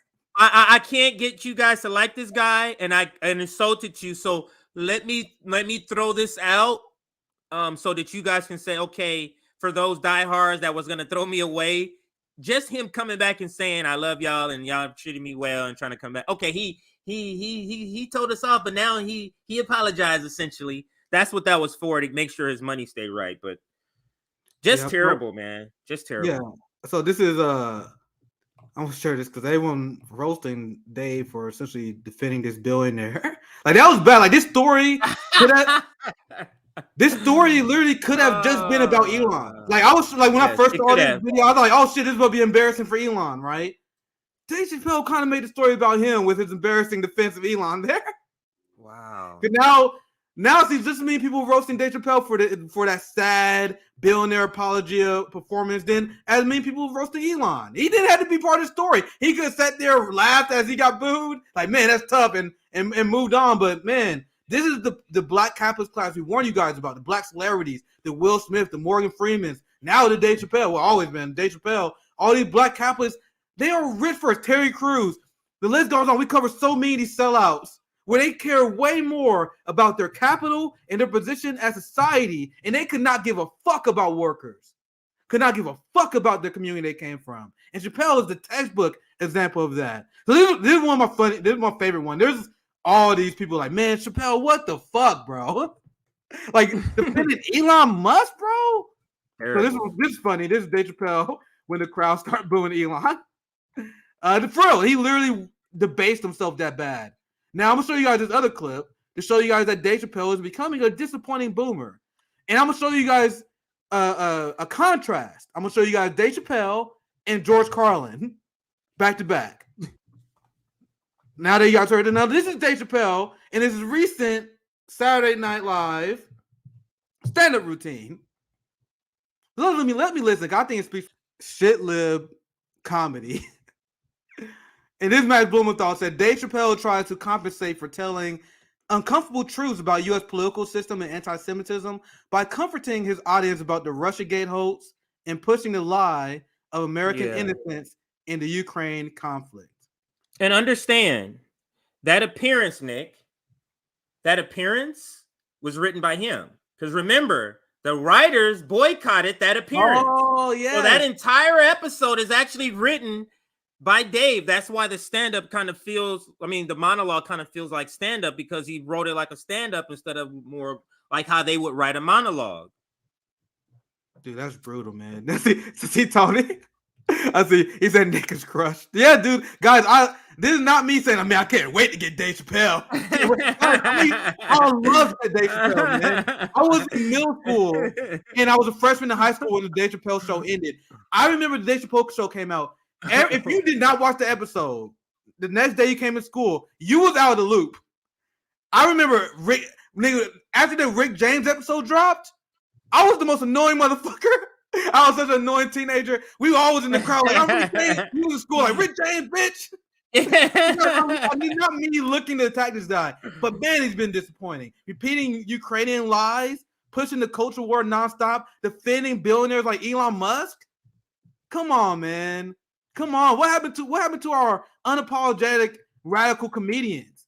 What happened to people who don't care if they're part of the club? Maybe they never existed. They're gone. So let me show you guys this clip from Carlin, just so you guys can compare the current political analysis of Dave Chappelle versus someone I have a lot of respect for in Carlin here.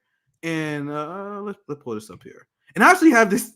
I was looking at my notes. I got the clip from Bill Burr. Now I should have played in the last segment. I might do an own segment on that in general. But anyway, let me show this video here. Another classic from Carlin here. There is no national conspiracy to buy elections and control America. But you don't need a formal conspiracy when interests converge. These people went to the same universities and fraternities. They're on the same boards of directors. They're in the same country clubs. They have like interests. They don't need to call a meeting. They know what's good for them, and they're getting it. And there used to be 7 oil companies. There are now 3. It will soon be 2. The things that matter in this country have been reduced in choice. There are 2 political parties. There are a handful of insurance companies. There are about 6 or 7 information things. But if you want a bagel, there are 23 flavors because you have the illusion. You have the illusion of choice. Brilliant. Brilliant. Now, if you guys think I'm being too hard on Chappelle, I guess it's fair enough. But what happened to this? You guys see, we went from this, where you got a comedian unapologetically calling out the hypocrisies of capitalism and imperialism. We went from that to Dave Chappelle apologizing for Elon Musk. Dave Chappelle apologizing for the Ukrainian war. You guys see why I'm very critical? Because I grew up being a fan of George Carlin. I also like Dave Chappelle for his social commentary as well. Went from that to now just lazy jokes, defending Elon Musk. Like it's so disappointing.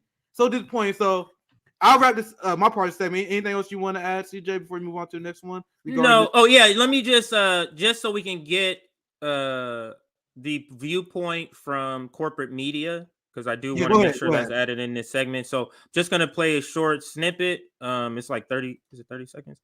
CNN talking about this very thing. So let me add it to and play it here for this segment. Dave Chappelle, this was at a comedy arena in San Francisco.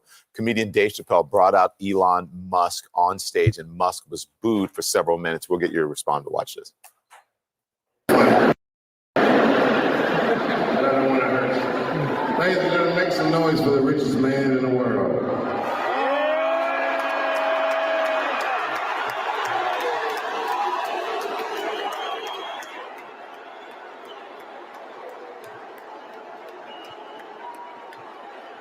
Elon.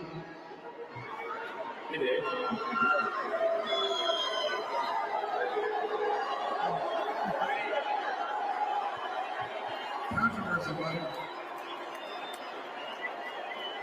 We're expecting this, lawyer. I couldn't hear Dave there. Okay, but why? Okay, he has time to go to a Dave Chappelle show. He's like running Twitter. Tesla's mad he's not there enough. But sorry, I digress. Yeah. What do you make? And we were. Is it booze? I'm sure some people were happy. But did it sound like mostly booze to you? And that was in Silicon Valley. That's his hometown. Yeah, I mean, I think in a way, it's like the power. I mean, we're talking about Joe Biden not caring that much about Twitter. I mean, that actually is the power of Twitter to change how Elon Musk is seen very, very rapidly. And I think he's been tweeting essentially a lot of right-wing politics, and so when he shows up in San Francisco at a comedy show, tough reception. Twitter files are right pointing out how they essentially suppressed the left and the right for liberal politics. Is a right-wing thing, I guess. But that's kind of a good segue to the next segment, which is briefly we'll cover the Twitter files. There's just a couple of things or points I want to make there. But before we do that, Nick, any new super chats we got and announcements? Yeah, also, make sure you guys like, subscribe, hit the bell as well so you can tune in every live stream. We got a great week of guests for you guys. Shama Sawant will be on at 4 p.m. Eastern tomorrow. Have Aaron Good, amazing historian, anti-imperialist voice. You guys see him on Multipolarista. He has his own great Substack as well. He's going to join us Thursday at 4 p.m. Eastern time. So we got a lot of great guests. So especially the Shama conversation. Very looking forward to that. So make sure you guys like, subscribe, and share. Let people know. We got Shama coming on tomorrow. Got a lot of great guests. I want to keep that up for you guys. So let me see if did I miss any other super chats. I'll start a few. We can do that before you. This is from $10. Yeah. From TC Blondie. I think for $10. Complete madness. Absolutely. I'm not sure where you left that, but yeah, madness. I don't remember exactly when, but yeah, I'm sure many of the things we talk about can react to that reaction. Thank for the 199. Another great super chat from Gina. Props Tesla and Twitter employees booing him. I didn't know that was his hometown, so that's his hometown. Okay. Yeah, or, I mean, where he lives, or where he lives at least, I guess. Yeah, he's thank for 499 Joseph. He's just not even that funny anymore. And guys, I'm not gonna go complete hater on Dave, but as someone who watched his early stand up, there'd been a clear fall off. I watched his last stand up, and I didn't even have the complaints that a lot of people on the left did. Like a lot of people on the left was really upset. I can take a joke. I wasn't really that upset. It's just not as funny as it used to be. It seemed like he's more of an older guy, like just because complaining. Comedy comes from struggle. Comedy comes from pain. So the further you're away from it, that's why your jokes. Not to say you get terrible. It's just that you're never when you're in the midst. You know what I mean? It's different. Expecting people to produce that way. He went from being this young, hungry black comedian that had a lot of chip off his shoulder. You got to make fun of white America for it. He went from that to now he's like this old rich boomer who complaining about Gen Z and the new. It's not the same thing, man. It's kind of sad to see. And I'm not even saying his last stand-up wasn't completely. I'm not saying it was unfunny. There was good moments in there. That's what I'm saying. It's not the same. Yeah. Well, I'm supposed to say, what was the name of that stand-up? I can't remember. I'm breaking. Dave Chappelle 2000 stand-up. I watched it. Yeah, Killing Them Softly. That came out 2000. I watched that shit so many times. And then the stand-up where he had like this orange shirt on. Like it was like right after Killing Them Softly. Literally every fucking joke was a banger. He's just not the same, which is fair enough. You can't keep that up forever. Yeah, it's probably hard. I guess. I mean, I would assume it's hard to stay at that level forever. I guess. I mean, I don't have any experience with it, but I would assume that it's pretty hard. All right, so this last one. This is another one for Gina. Thank for 199. Dave hopes he can go to Mars too as Earth burns. Thank you for the good super chat, Gina. Pass it back to you, CJ. Absolutely, yeah. Like we said, we're gonna get into the Twitter files, the latest one, just briefly. Some of the news that has come out in this latest one, and it actually broke when we were preparing for the show. But anyway, let's do some announcements. Let's like the stream. We're at 500 viewers right now, but we're at 350 likes. Can we do another 100? That'll put us at 450. So can we push to 450? We have 500 viewers right now. So 100 more likes to get to 450. Also, if you're just joining us an hour and a half into the stream, or you're watching this on replay, or you want access to our Discord server, which just launched a week ago today, join our Substack. If you join our Substack, you get all of that. You get notifications for our live streams, for our clips, and you also get the link to our Discord. And also, if you're a Patreon subscriber, you also get the link. And we will try to get that out to you either today or tomorrow. I've never emailed people on there, so I don't know how it goes, Nick, but we'll figure it out. The other thing is the goal is 30,000 or RBN at 30,000. We're a little less than 3,000 short. So any help would do. So share the stream, like the stream, retweet, do all of those things. And now let's get into the next topic, which is the Twitter files, Nick. There's a couple of good nuggets of information that came out of it. But what is you kind of told me off screen, but I want people to hear it on live. Like, what is your overall sort of idea of the Twitter files and the fact that Elon is connected to it, and just the overall narrative about it from liberal point of view, conservative point of view, whatever? It's good to have what we already know on record. That's why I said we knew Twitter suppressed the Hunter Biden story. That's giant, right?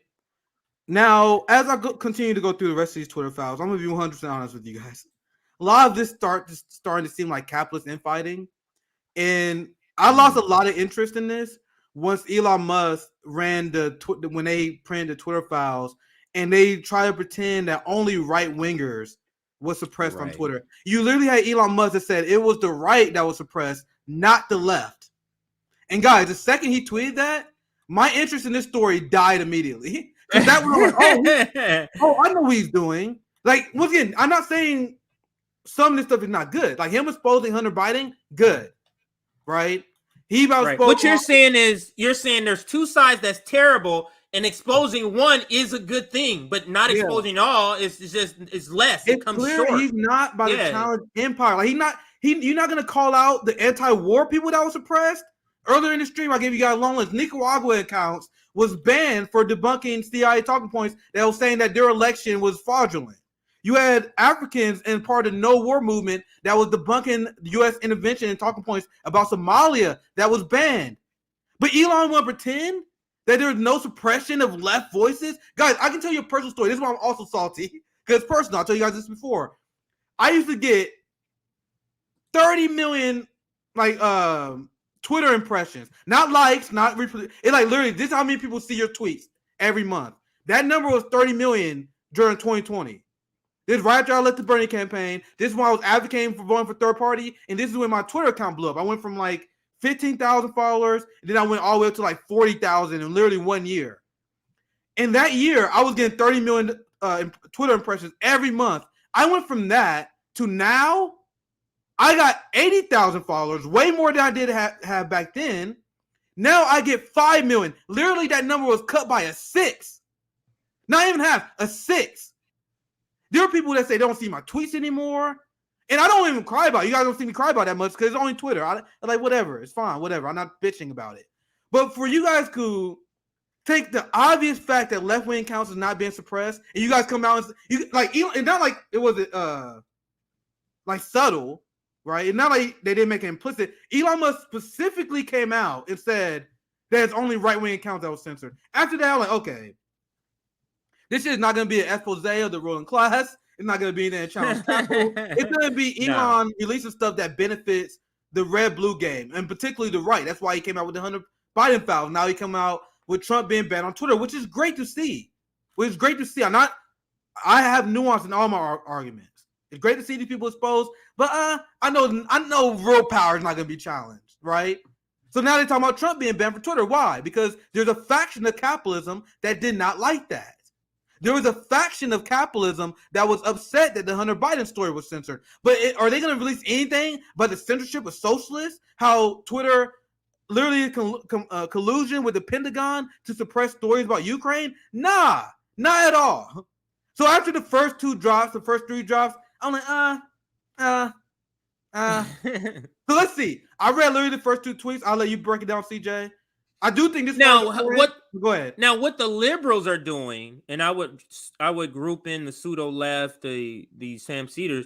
Now they're trying to act like this is a nothing burger from their point of view. Now, in the duopoly narrative, this is not a nothing burger in a duopoly. Yeah, I wouldn't call it a nothing burger. I wouldn't call it that, because they're trying to act like, oh, this is nothing, like, you know, this. And I couldn't believe what I saw on the Hill this morning. I'm not even going to play it, but they had some black female pundit. Saying how people are, what do you mean? This is what everybody does. People care about their image, so they're reaching out to get people to, help, shape their image. I was like, what? This is what we're saying now? This is what we're saying? This is how you're saying this is a nothing burger? It's not a nothing burger for people to be manipulating what we see on Twitter. I don't understand how that is not a thing. That you're trying to play this down. Like, I don't understand. I don't get that from the pseudo left, from the NATO left supporters. I just don't get that. But let's read it. Let's read maybe the first 10 tweets here. Thread, Twitter files part 5, the removal of Trump from Twitter. On the morning of January 8th, President Donald Trump, with one remaining strike before being at risk of permanent suspension from Twitter, tweets twice. So on the January 8th, he tweets twice is the point here. 1/6/45, where he says, quote, the 75,000 or 75 million great American patriots who voted for me, America first, and make America great again will have a giant voice long into the future. They will not be disrespected or treated unfairly in any way. And then she just has, for those that are listening, I'm just trying to describe it. Then she quotes the actual tweet where you can see Donald Trump make that tweet at 6 on January 8th. Then he makes a second tweet at 7:45. She also includes it, and this is the quote To all of those who have asked, I will not be going to the inauguration on January 20th. And she shows that. Now, for years, Twitter has resisted calls both internal and external to ban Trump on the grounds that blocking a world leader from the platform or removing their controversial tweets would hide important information that people should be able to see and debate. Quote, and then I'm going to skip this. She just goes through a Twitter official policy quote there. Let's move forward. Now, but on January 6th, as Matt Taibbi and who is this person here? Michael Schellenberger have documented pressure grew both inside and outside of Twitter to ban Trump. 7. There were dissenters inside Twitter. And here's an example. Quote, maybe because I am from China, end quote, said one employee on January 7th. Quote, I deeply understand how censorship can destroy the public conversation. And this is just an example. They're doing this. She's showing the actual receipt. Because it showed that Twitter wasn't on board with this. That's super interesting. No. Go ahead, CJ. No, and it gets more interesting. So let's go to the next one. Thread number 8 in the thread. But voices like the one appear to have been a distinct minority within the company. Across Slack channels, many Twitter employees were upset that Trump hadn't been banned earlier. After number 9, after January 6th, Twitter employees organized to demand their employer ban Trump. Quote, there is a lot of employee active advocacy happening, end quote, one Twitter employee said. And here is the receipt there. Now, number 10, quote, we have to do the right thing and ban this account, said one staffer. It's pretty obvious. It's, and then quote, pretty obvious he's going to try to thread the needle of incitement without violating the rules, end quote, said another. And they give the example. Number 11, in the early afternoon of January 8th, the Washington Post published an open letter signed by over 300 Twitter employees to ask Jack Dorsey demanding Trump's ban. Quote, we must examine Twitter's complicity in what President-elect Biden has rightly determined or termed insurrection, end quote. 12, but the Twitter staff assigned to this is where it gets interesting, Nick.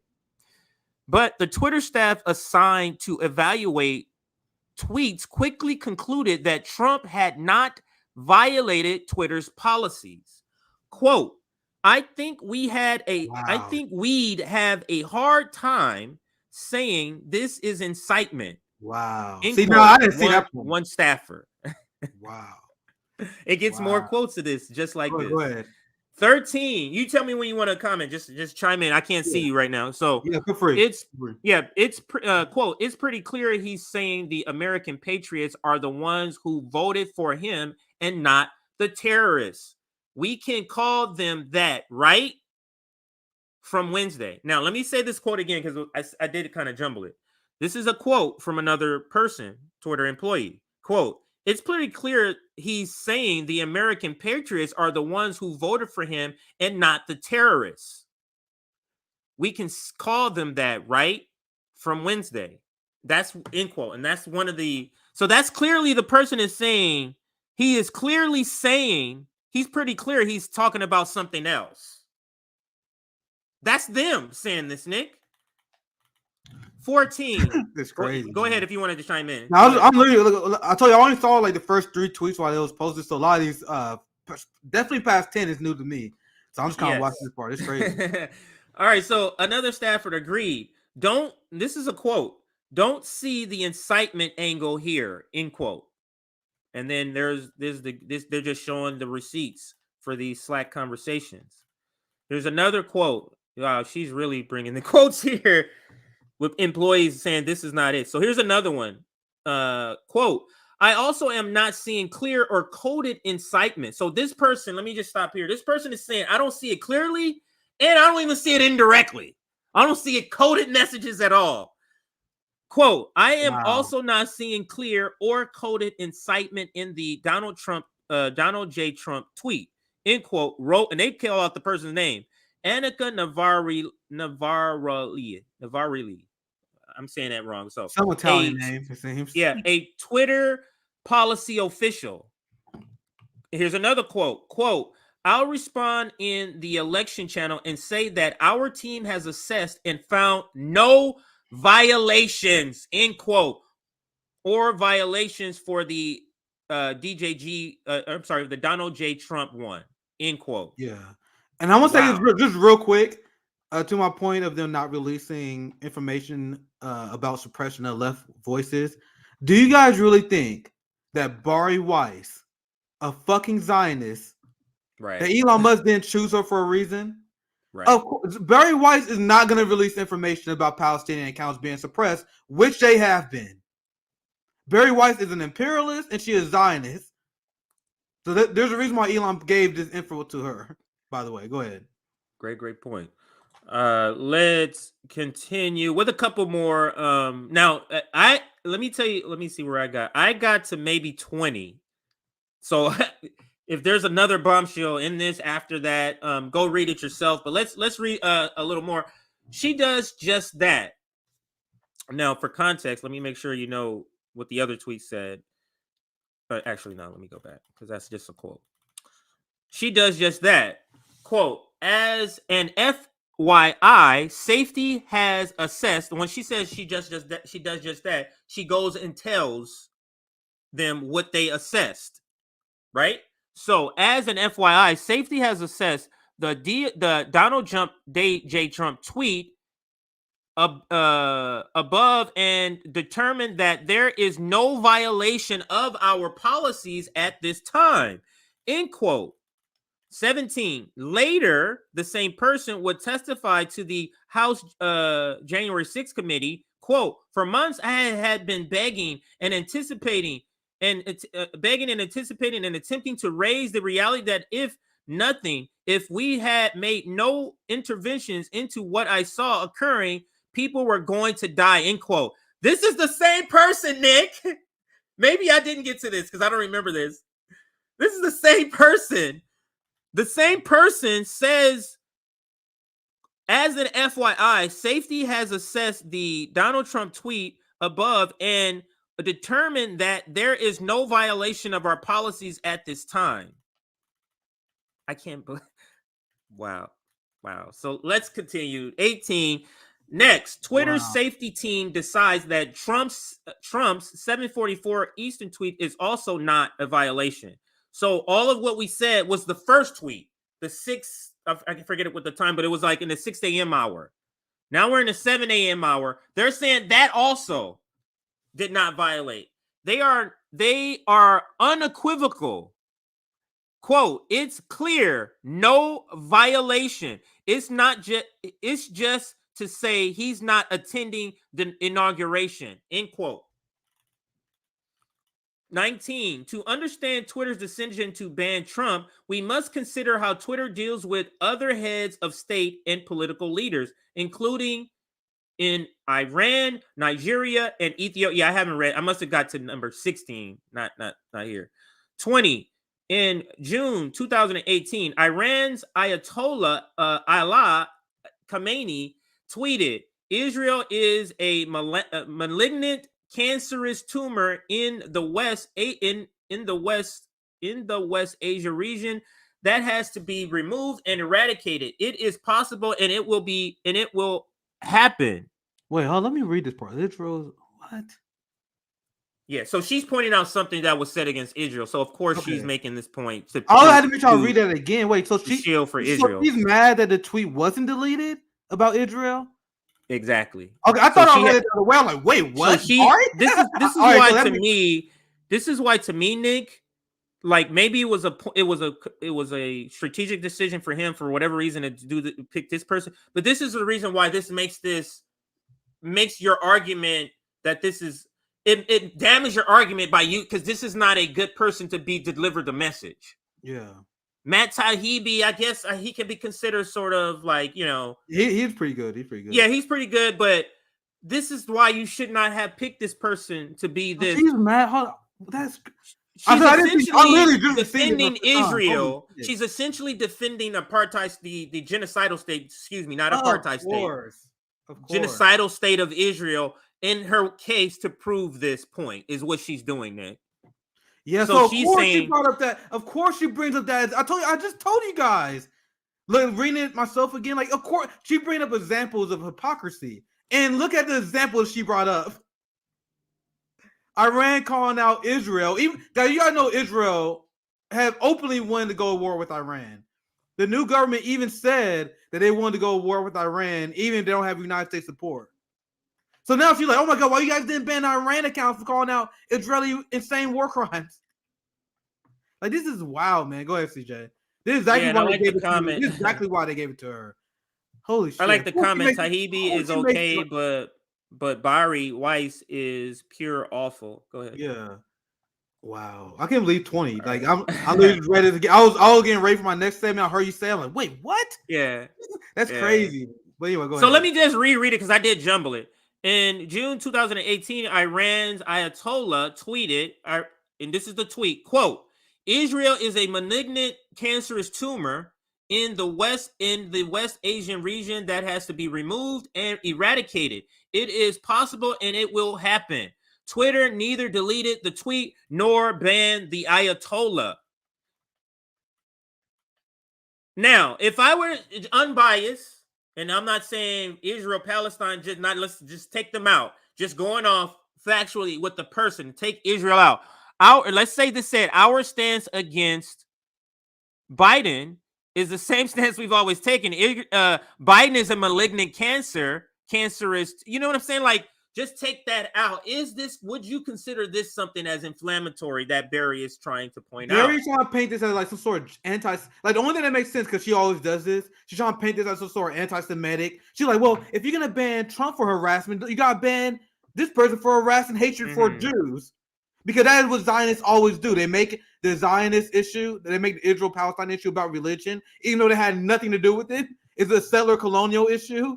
And now, I'm sure, I'm just speculating here, that's sure why Barry Weiss is upset. She like, her mindset is, if you're going to ban Trump for sign harassment, you should ban anyone who criticizes Israel. Because they view criticism of Israel as being criticism of Jewish people. Now, here she does it again. It's so clear what she's doing here, Nick.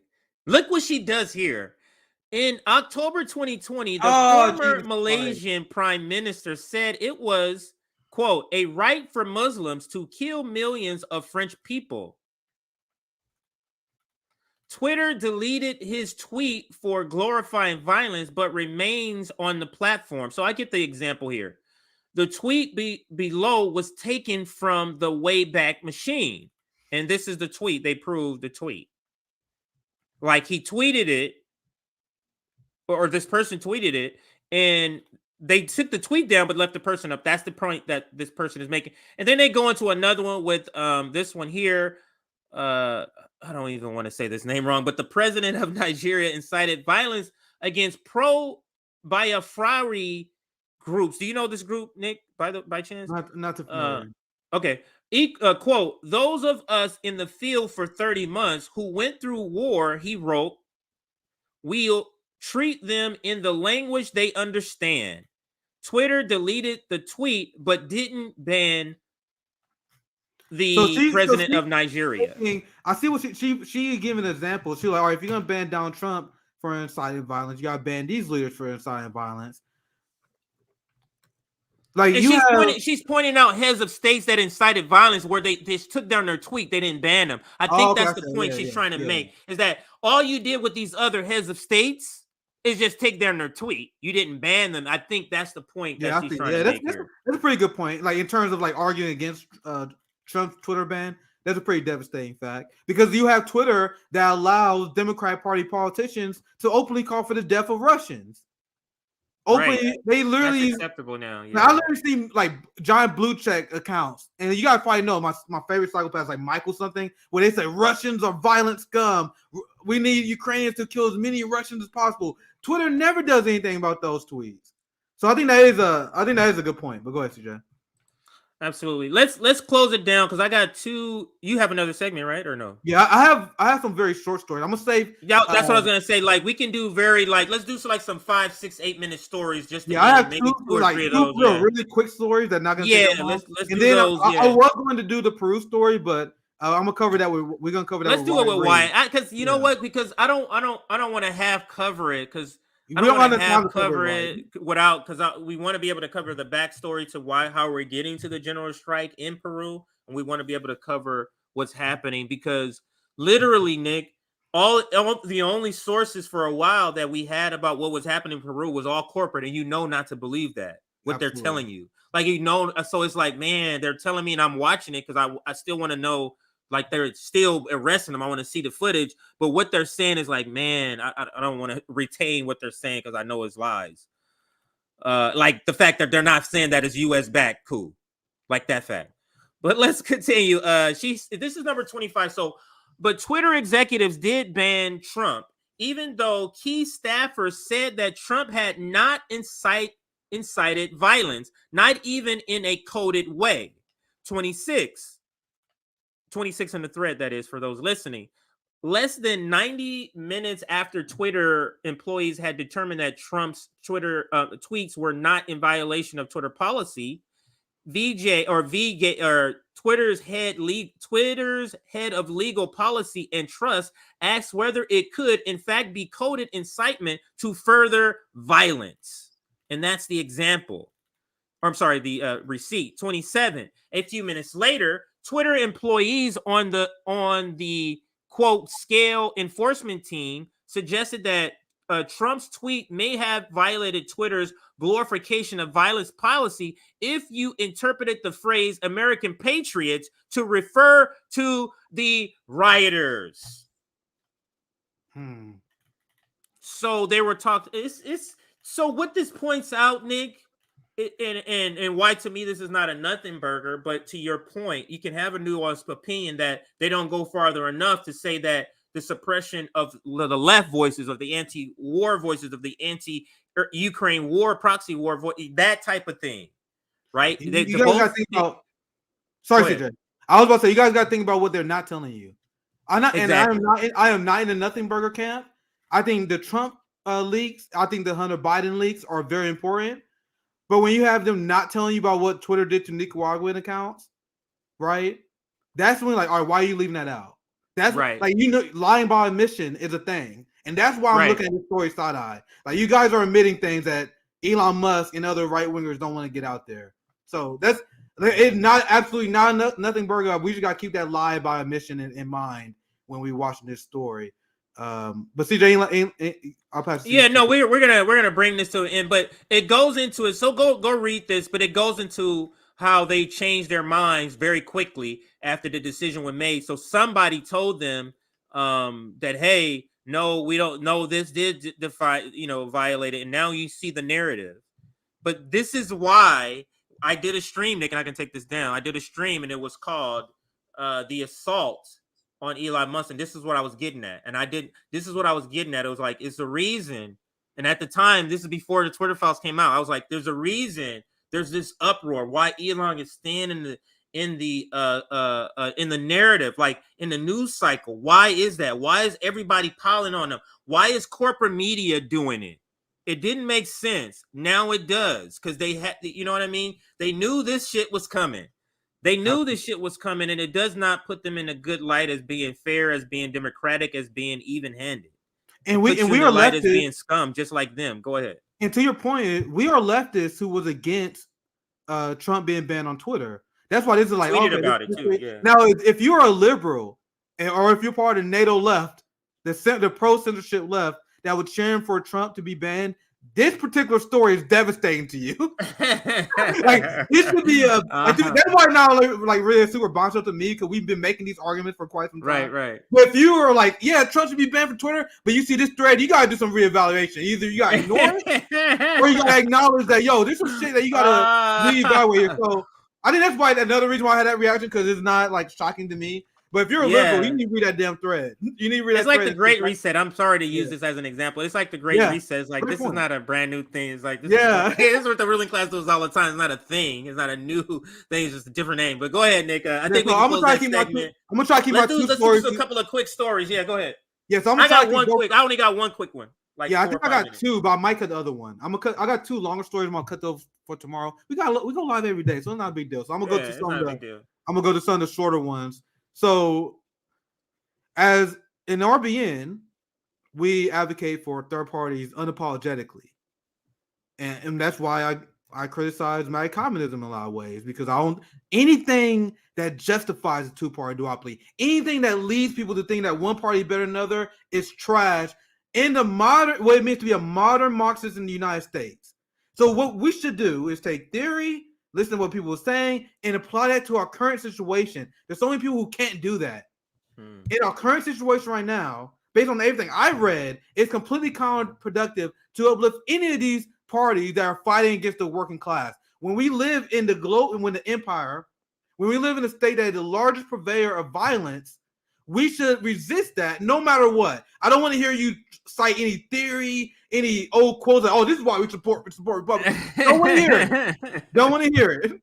Now let's get to why we should support third party. I share my vision of my theory of change on the mother of all talk shows with George Galloway.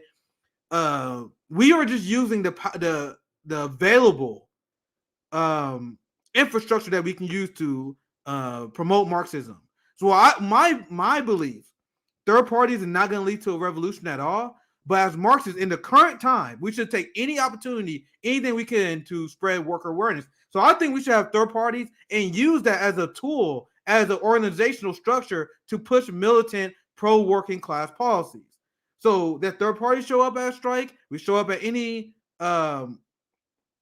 mutual aid event, like we be there for the real workers. These are my vision, and this vision terrifies the ruling class.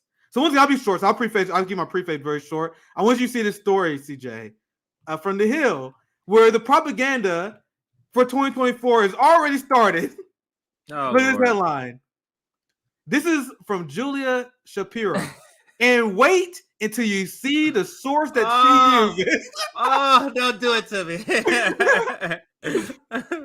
Third party could result in Trump 2024 win, says think tank. And guys, why do you think they leave out what think tank this is? I know we are very nitpicky on this show, but I analyze propaganda, and I promise you these things are not an accident. Why not just put the name of the think tank there? Because maybe most people just read the headlines. So let's see, who was the think tank?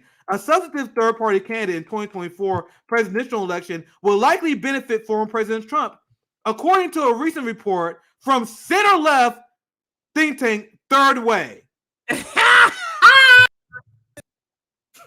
You might as well say from Democratic Party establishment. They call them center-left. Oh, God. They call them center-left. The Third Way is by no means, no stretch of the imagination, center-left. I call Social Democrats center-left.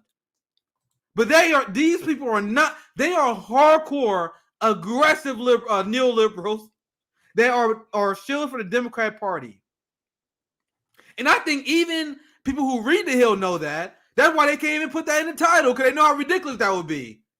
Third party could result in Trump winning, says think tank for the Democratic Party. So let's dive into the ridiculous argument. Once again, this is not going to be a long segment. Look at this one. It said, while Trump's diehard supporters are unlikely to defect from the former president, the Democratic Party base is much less loyal and represents an ideal target for third parties. Hey, Third Way, why don't you analyze why that is? You guys see how they never even asked that question? Why is the Democratic base less loyal? And I'm also going to explain why this talking point they're using is also bullshit. So let me continue the argument, and I'll explain why. They said, while Trump's diehard supporters are unlikely to defect from the former president, the Democratic Party base is less loyal and represents an ideal target for third-party candidates who typically fall in the center or far left, according to a report on Thursday. And I'll read this last quote, and I'll move on to my other point. From Eliza Astro, the senior political analyst from Third Way. And if you guys don't know, maybe I'll just explain. Third Way, the name Third Way literally comes from these groups of moderate Democrats in the 80s and 90s. They were like, there got to be another way for politics instead of just being a left Democrat and being a right Republican. So we're going to find a third way, the way that's in the center. We're going to be a right-wing corporate Democrat who's good on social issues. And guys, I'm not slandering them. That is literally what they say. They say the best politics is to have Ronald Reagan-style economics, but being socially liberal. That is what third-way Democrats are. That's Joe Manchin, Kristen Sinema. Oh, good Lord. These are the people that they did this survey to, right? So what this person says that anyone backing a third-party candidate should be clear-eyed. They are not establishing a new political faction because their candidacy is not going to win. CJ, you see how they make all about 2 to 4 years winning, not about building a social movement. And the thing is, Case Study QB, and last week, I think I either wrote this down as a possible topic because he has a clip where they went on, I think it's MSNBC, and they're talking about how they're already, and he put in his caption something similar to this, like how they're already talking about third parties are going to be a problem in 2024. Oh yeah, they're already talking about it, man. So absolutely, it's coming. It's actually here because they know the sentiment, and then you got Andrew Yang's Forward Party. So because they know the sentiment that's coming, and people are fed up. They see all these things that people are fed up with these two parties that are not delivering. I think we can close that segment. Let me squeeze in one segment point. And then you squeeze in your segment. Go ahead, squeeze in your point. This last point, I just want this be real quick. I'll pass to you. So now let's debunk the logic they are using. So we can do it either way, CJ. We just did it our way, where we explain why their logic is bullshit. But let's do it their way, where they say third-party votes are a waste of time, and they'll only lead to your party losing. And now this article says that will help third parties help Trump. Third parties help the Republican Party. It's almost like these people forgot about the most recent election that we had. You guys know Raphael Warnock and Herschel Walker, the first round, Raphael Warnock was up by less than 2 points. You guys want to know how much the Libertarian Party got? The Libertarian Party. So once again, I believe that third-party voters are third party. But if you are one of the people that believe that third parties are siphoning votes from the people that are closer to the Overton window, based on that logic, Herschel Walker should have won in Georgia. It wouldn't have went to the runoff because he would have got 50%. Based on their logic, right? Based on their logic, if you take out the Gary Johnson and Jill Stein votes, both of them, Trump wins by a bigger margin. You guys know that? He went Ohio and Wisconsin by a bigger margin if you take Gary Johnson out. So why do liberals do this thing where only third parties hurt Democrats? It hurt Democrats because you guys suck. Like your article said, people are less politically motivated on their side because they know they don't represent you. So third party, we need to reject this, and you're gonna see a lot more propaganda like this. You already covered one story, and then my short story now. So, CJ, it's because they can't. The left or Democrats can afford less defection than the right, because the right actually delivers because the country is right. So delivering right, the country's okay with, and the ruling class is okay with. Delivering left, they're not. That's the reason why. So that's the psyop. All right, so let's go to the next quick story. Is this? Let me see if this is it. Or that's not it. All right, the next quick story I have is this one. Right here. Oh, World Socialist website. This might be a 5 or 6 minute story. Just gonna read it. I want to get your comment on it. More from the DSA. So. Democratic Socialists of America provide cover for UAW and Democrats as they move to shut down University of California strike. And I don't know if you heard, they have come up with a tentative agreement, I believe. But this story still stands because this is brand new. So let's let's read some of it. So the title of this one, I'll go, and this is for the editor. DSA sells out workers again. All right, so DSA sells out workers. And let me read, Nick, and I'm curious to get your opinion on this. This one's by Hung Juan. I believe that's how you say, or Hung Yuan, maybe that's how you say it. And I know you can hear it even though you're not seated. Yeah, but see if you can get your opinion on it. So let's read, and I'm gonna scroll down to the DSA part where we get into it. So under these conditions, the DSA, or Democratic Socialists of America, is working overtime to cover up the role of the UAW bureaucracy, Governor Gavin Newsom, and the Democratic Party. Last week, UAW officials organized the occupation of the UC Office of President in Sacramento. This followed a larger demonstration in the state capitol by UAW and DSA to quote, demand Cal officials pressure the office of UC President's office to bargain fairly, end quote. As part of the protests, the DSA issued a petition and letter writing campaign to demand that Democratic Governor Gavin Newsom intervene and let the board of reagents know that he will not tolerate unfair labor practices in our state. Now, the petition, which was promoted by various chapters of the DSA's youth movement, was farcical at best. Newsom is a pro-corporate politician whose family's ties to California elite, including the heirs of the Getty Oil, Prinsky's Hotel, and Fisher Fashion fortunes, go back generations. Newsom's hospitality to the working class has been demonstrated again and again, including his sanctioning of the police assault on U.S. Graduate students working during the 2020 Wildcat strike. That was done by Governor Newsom. A lot of people didn't know that, Nick. The petition is an attempt to portray, now this is the PSYOP, this is covering up the role. Right.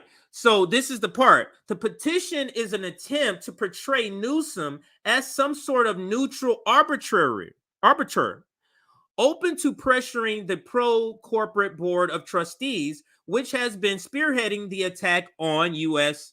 academic workers. The DSA statements are dishonest as they omit the central fact Newsom is himself a UC reagent officer, Nick.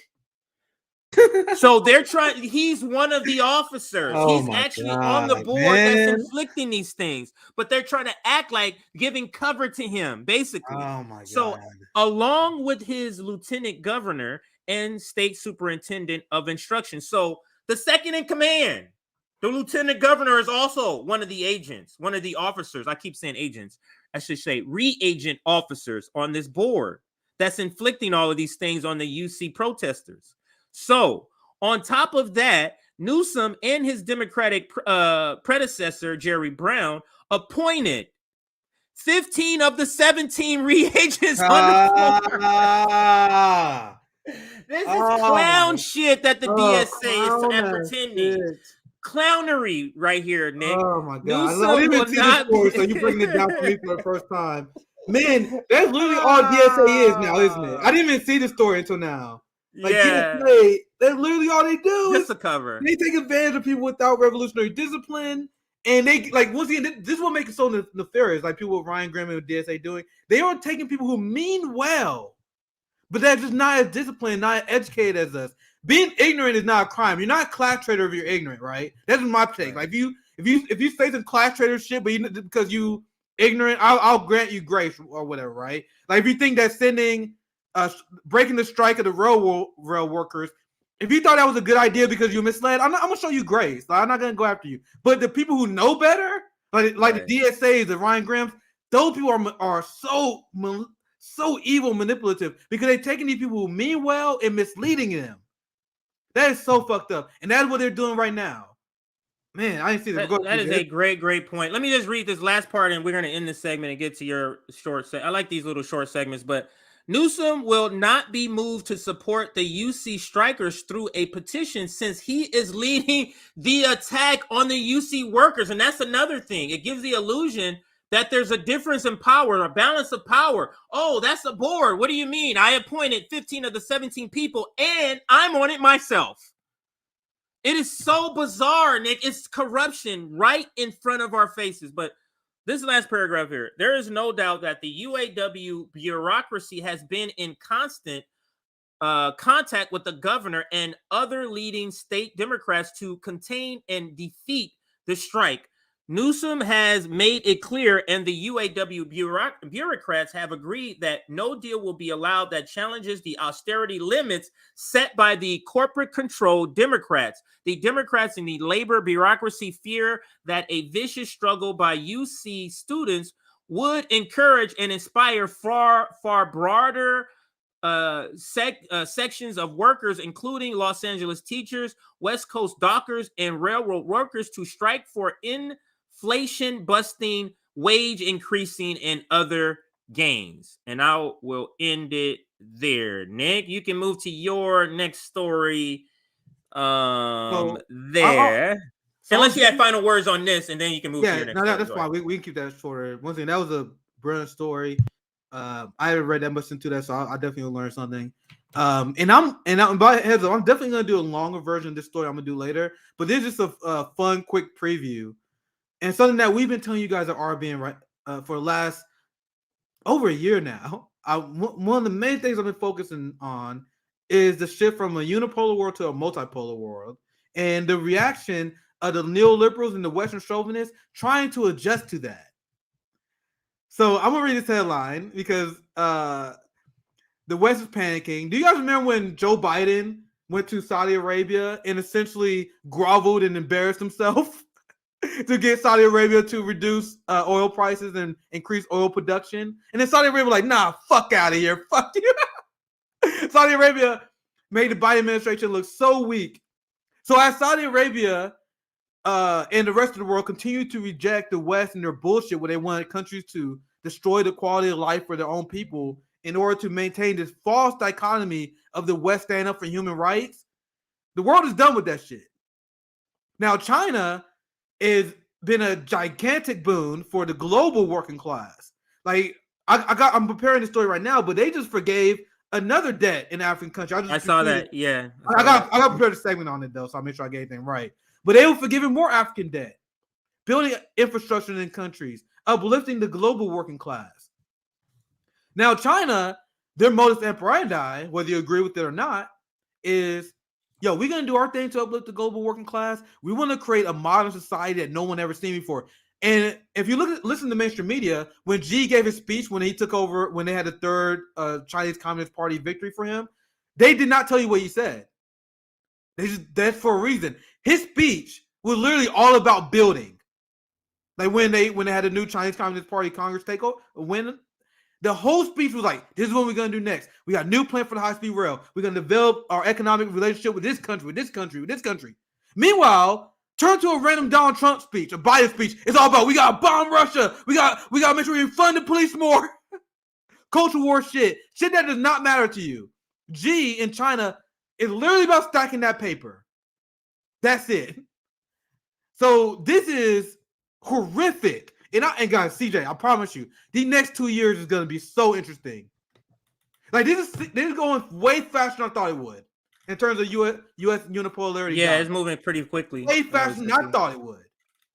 Now, I'm going to read the headline because I'm going to keep the story short. China's alliance with Saudi Arabia signals a potential shift in the global order. Hell yes. The U.S. decades-long relationship with Saudi Arabia continues to crumble. Now, this is what China is doing, which won them over in African countries in the global south. And I'm going to explain this concept here. Where China, look at this, I'm just skimming out just for sake of time. Their focus is on trade agreements concerning oil, technology, and infrastructure and security. Essentially, we just bought that paper, baby. We don't give a fuck about anything else. And this is why African countries and Saudi Arabia is shifting towards BRICS in their alliance, because their agreement that two nations will not interfere with each other's domestic affairs. Now, the reason why this is important, because countries like Saudi Arabia and Africa and many other countries, they are tired of the hypocrisy that comes from the West. Where they're like, oh my God, Saudi Arabia, look how you're treating your minority populations. And then Saudi Arabia and every single country is like, bro, we see how you treat black people. How about you shut the fuck up before we have a competition? Yes, exactly. And we can have a competition who's worse. Like, we down, nigga, we down. And that's how they always respond. And U.S. media does so many times, they completely ignore the response from these countries. They always go, U.S. criticize this country for human rights. Then that's it. The follow-up story is always China and Saudi Arabia. Hey, how about them black people you treating? How about them protesters? And then you know the stories always die at that point. And it spilled out in Qatar too during the was it the World Cup or whatever, the black guy that was asked a question about, hey, what's going on? It wasn't Qatar, it was Iraq, because he was an Iraq reporter, and he was like, it's pronounced Iraq. You ever see that clip? The soccer player was like, it's pronounced Iraq. Yeah, it's pronounced Iran, not But he made the point. It was pointing out the same thing, like people like falling for this stuff about the United States. What do you think? And the black guy was stumbling over his words. Oh, it was terrible though, because as a black person, he should have said that shit. He should have been like, yeah, it is kind of fucked up. Yeah, I know exactly what clip he should have turned to his coach. Yeah, what the fuck y'all gonna do about that shit? That would have been funny, but yeah, go ahead. Yeah, I was actually thinking about doing that segment, but I didn't get a chance. I didn't get time to put in one of my segments because it was kind of embarrassing for that guy. Yeah, he should have said something. Last receipt, and then we wrap up here. This was everywhere in international news. Now, I'm not gonna say that. I think I did see some corporate media covering this because they were like, oh my god, G is doing nefarious business in Saudi Arabia. So I did see some Western journalists covering it. But this is why this is significant, because I don't know if you guys remember this. I showed a few clips at the time. Let me turn this down. Where you had Biden in MBS meeting, and they could not give a fuck. Like, it was like a public humiliation of the Biden administration, right? But throughout their meeting, and guys, I want you to understand, world leaders do these things on purpose. Like, none of these people are like ordinary people that grip like that, acting and spontaneously. Like, for example, when G called out Justin Trudeau, the segment we did with Mark Kimberly, they had cameras ready because they wanted to send a message to the international audience that we are having a hostile stance towards Canada because of this bullshit. So when you see G and MBS hug and fawn over each other the way they have been, and this is just one example. They do this because they know the West is watching. Yes. So I just put a one because there's so many. This ain't for us. This ain't for us. This is more for Bush. This is more for Raytheon. This is more for the Austin. This is more for Blinken. This is who this is for. Yeah, and that's why I wanted to include that in this segment, because China and Saudi Arabia is sending a message that this West unipolar shit is done.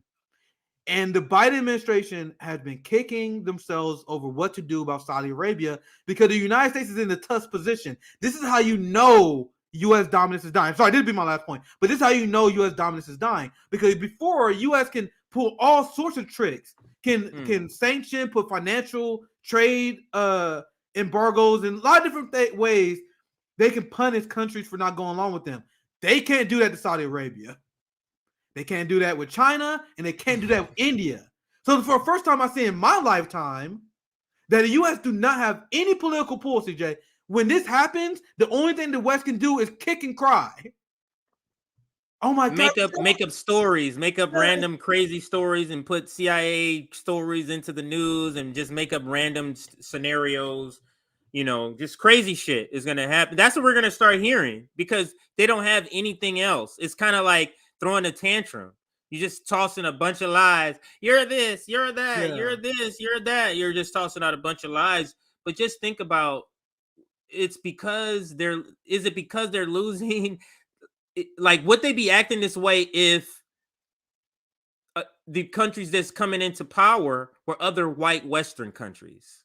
Like, if this was moving from unipolar United States to multipolar with other white countries, would they have this reaction, or is it just because it's a non-white country, Nick? What is your opinion on that? Now, I agree with Maury Kimberly. I think the people on top, there are some of them that are driven by ideology, like they want to see a white culture thrive. The same way they really support Israel because they believe in the Christian ideology as protecting. Like there's some people who believe in that, but there are also a lot of people who don't really give a fuck. They want to lie, they want to make money. But the problem is they are able to convince white people in this country to be anti-China. Guys, why should a poor white person from Alabama be anti-China? They all are. Like the right wing hate China. Why? What is it they hate China again for? What is it that China? Why do Republicans hate China and Democrats hate like it's so bizarre? So, but go ahead, explain that first part that you were gonna say. Like, why do they hate China again? So even though the ruling class is less driven by that kind of ideology, they just care about power. They know their supporters. They don't want to see a Chinese. They don't want to see Asian state as the number one power. That would drive xenophobic imperialist beliefs. Oh, it's racism. So you're talking about they using race. They using race baiting is what it is. Yeah, Maury Kimberly explained this pretty well. Like, so there's the reason why you see the extreme anti-China rhetoric is there's a racial element to it. Is because white Americans and European whites, to their core, they want their society to be number one. The idea that China and Chinese people and Asian people are number one, they cannot stomach that. Now, I don't know the exact number, but there are definitely some members of the ruling class that is motivated by that. But I think a lot of these people, they don't really care about ideology. It's all about power. But they are using that racial element to manipulate the right-wing people to be anti-China, right? So anyway, any last thoughts on that? And we can continue, we can start to wrap up, CJ. Because I'll stop in a random. We got time. Well, you're gonna cover this. You can go in more detail and probably have more articles. So probably over the next several days, it's probably more articles are gonna come out. Yeah, CJ, I tell you, this is the short version of the story. I cut it down for sake of this live stream, but I'm gonna do a longer expose. Maybe with Aaron Good. Aaron Good is fantastic on foreign policy. So maybe Thursday I'm gonna do a full Saudi Arabia China segment. Thursday when I have Aaron, that's gonna be a big foreign policy conversation. So last things I have is tomorrow, Wyatt Reed and possibly Kasham. We probably can get them both in one show. I'm trying to coordinate the times, but possibly tomorrow. Kasham already confirmed. I'm trying to get the time with Wyatt. So Wyatt Reed is coming on. Shama Sawan is coming on tomorrow. Aaron Good is Thursday, and Wednesday I'm gonna take. I would be on the convo couch, so probably no Nick and CJ on Wednesday. We see how the time works out. So that's what we have coming up this week. And make sure you guys like, subscribe. That's all I have. CJ, I pass it to you for any final announcements or anything else you have before you. Yeah, I could do a couple. Let me take this title off here. A couple of final announcements. First off, is there? Do you see any super chats? I haven't been looking at the. Let me scroll up. Yeah, hopefully I didn't miss any. Make sure we didn't miss any super chats while we're here. And while you check that, I'll check the likes and see where we're at. But so this stream is coming to an end. Make sure you join our Substack as we check to make sure we're not missing any super chats. Join our Substack. Also, if you want to join our Discord, you must join our Substack or be a Patreon member, a Patreon subscriber. Maybe that's the way you say it. But we're going to be sending out the link for the Discord, which launched a week ago yesterday. We're going to be sending that link out again later tonight. So join our Substack so that you are able to get access to that link and join our Substack. We are 10 away from 500 likes, 490. So let's like the stream. Let's get over 500 before we end. Let's get over 500 likes before we end. Rome is going to be going down to Flint, Michigan. For those that don't know, we got the story of the Flint, Michigan, whatever the governor was at the time. He got all the charges dropped for the water issue in Flint. So we'll cover that tomorrow. I was going to try to squeeze it in today, but no, I don't want that to be a short story. I didn't look into that much. Yeah, we'll cover that tomorrow or Wednesday, and talk about that because that's just ridiculous. Like they don't have any nothing happens to them. So it goes to the question: what's a crime? Like you can poison people, nothing happened to you. But then marijuana, then you get shot.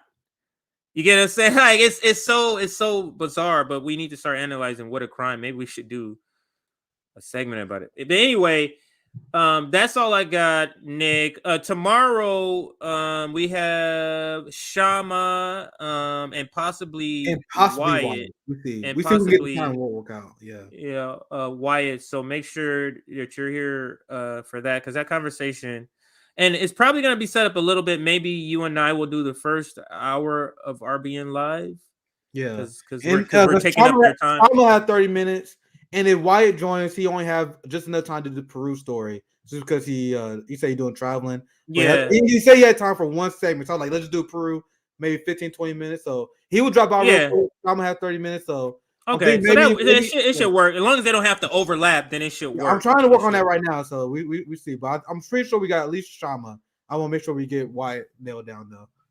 Yeah, and for those that may be asking, you want Shama longer, we will be planning a future episode when she has more time. Right now is real busy, so when she has more time, and along with Jill Stein, that joint interview, we'll still be planning. But when she has more time, she's out. When you're a socialist, you're out doing work in the field a lot. So that's what's happening with Shama. So. Anything else, Nick? I have a closing video, unless you have anything I'm out. else. I'll see you guys tomorrow. Announcements. I'll see you guys tomorrow. So this video, Michael Brooks, great video. It recently blew up. Somebody retweeted it. It blew up 6,500 views now. It went from like 1,000 views to 6,500. But a lot of takes on this video and its class analysis of the left, the United States left, to be specific. It is a great class analysis of it. So let's make sure we check this video out. Leave your comments. I'm going to throw those comments up as this video plays, and then we will be out. So thank you for watching Nick and CJ show, signing off on this Monday. Now, the liberalism that you talk about, Michael, when you say there's a lot of liberalism within the left today, I would not call it that. So the identitarian stuff that you talk about, the narrowness, that is not an ideological hangover of liberalism. That is a very, very active set of people pushing their material interests. Right. The left in the United States is fundamentally and overwhelmingly a middle-class formation. It is not it's the first left globally, historically, that has no connection to the working class, to the poor at all. People complain that the left is white. Bullshit. That's a second. The left has those non-whites who are in the American left are all middle class too. It's disproportionately white, but it's all middle class, regardless of its color. In that setting, when you're only bringing in middle class people into your organization, a big chunk of them are going to say, we don't want to hear about poverty. We don't want to hear about the economy. What we want to know is, when we walk into a room, why are we not treated well? When we apply for the salaried positions at 6 figures that we think we have a right to, why do we get 5% less than the other guys? That's what the middle class on the left wants to hear about. It will dress it up in all sorts of historically powerful language and all that. But Adolf Reed has been saying this for a while, and it's only because he's in America that people think this is controversial. In the rest of the world, what Adolf says is just common sense, which is this is a form of nationalist politics. And all nationalist politics has one or the other class character. Either it's a nationalism that's wrapped around the needs of the poor, or it's a nationalism that's wrapped around the needs of the aspiring, emerging elite within the dominated groups. Identity politics is the class instinct of Black, brown, and Asian, yellow, whatever you want to call them, people, and the women. It's not an ideological hangover. It is a very committed and clear set of material interests. And as long as the left remains in the middle class, it will never get out of it.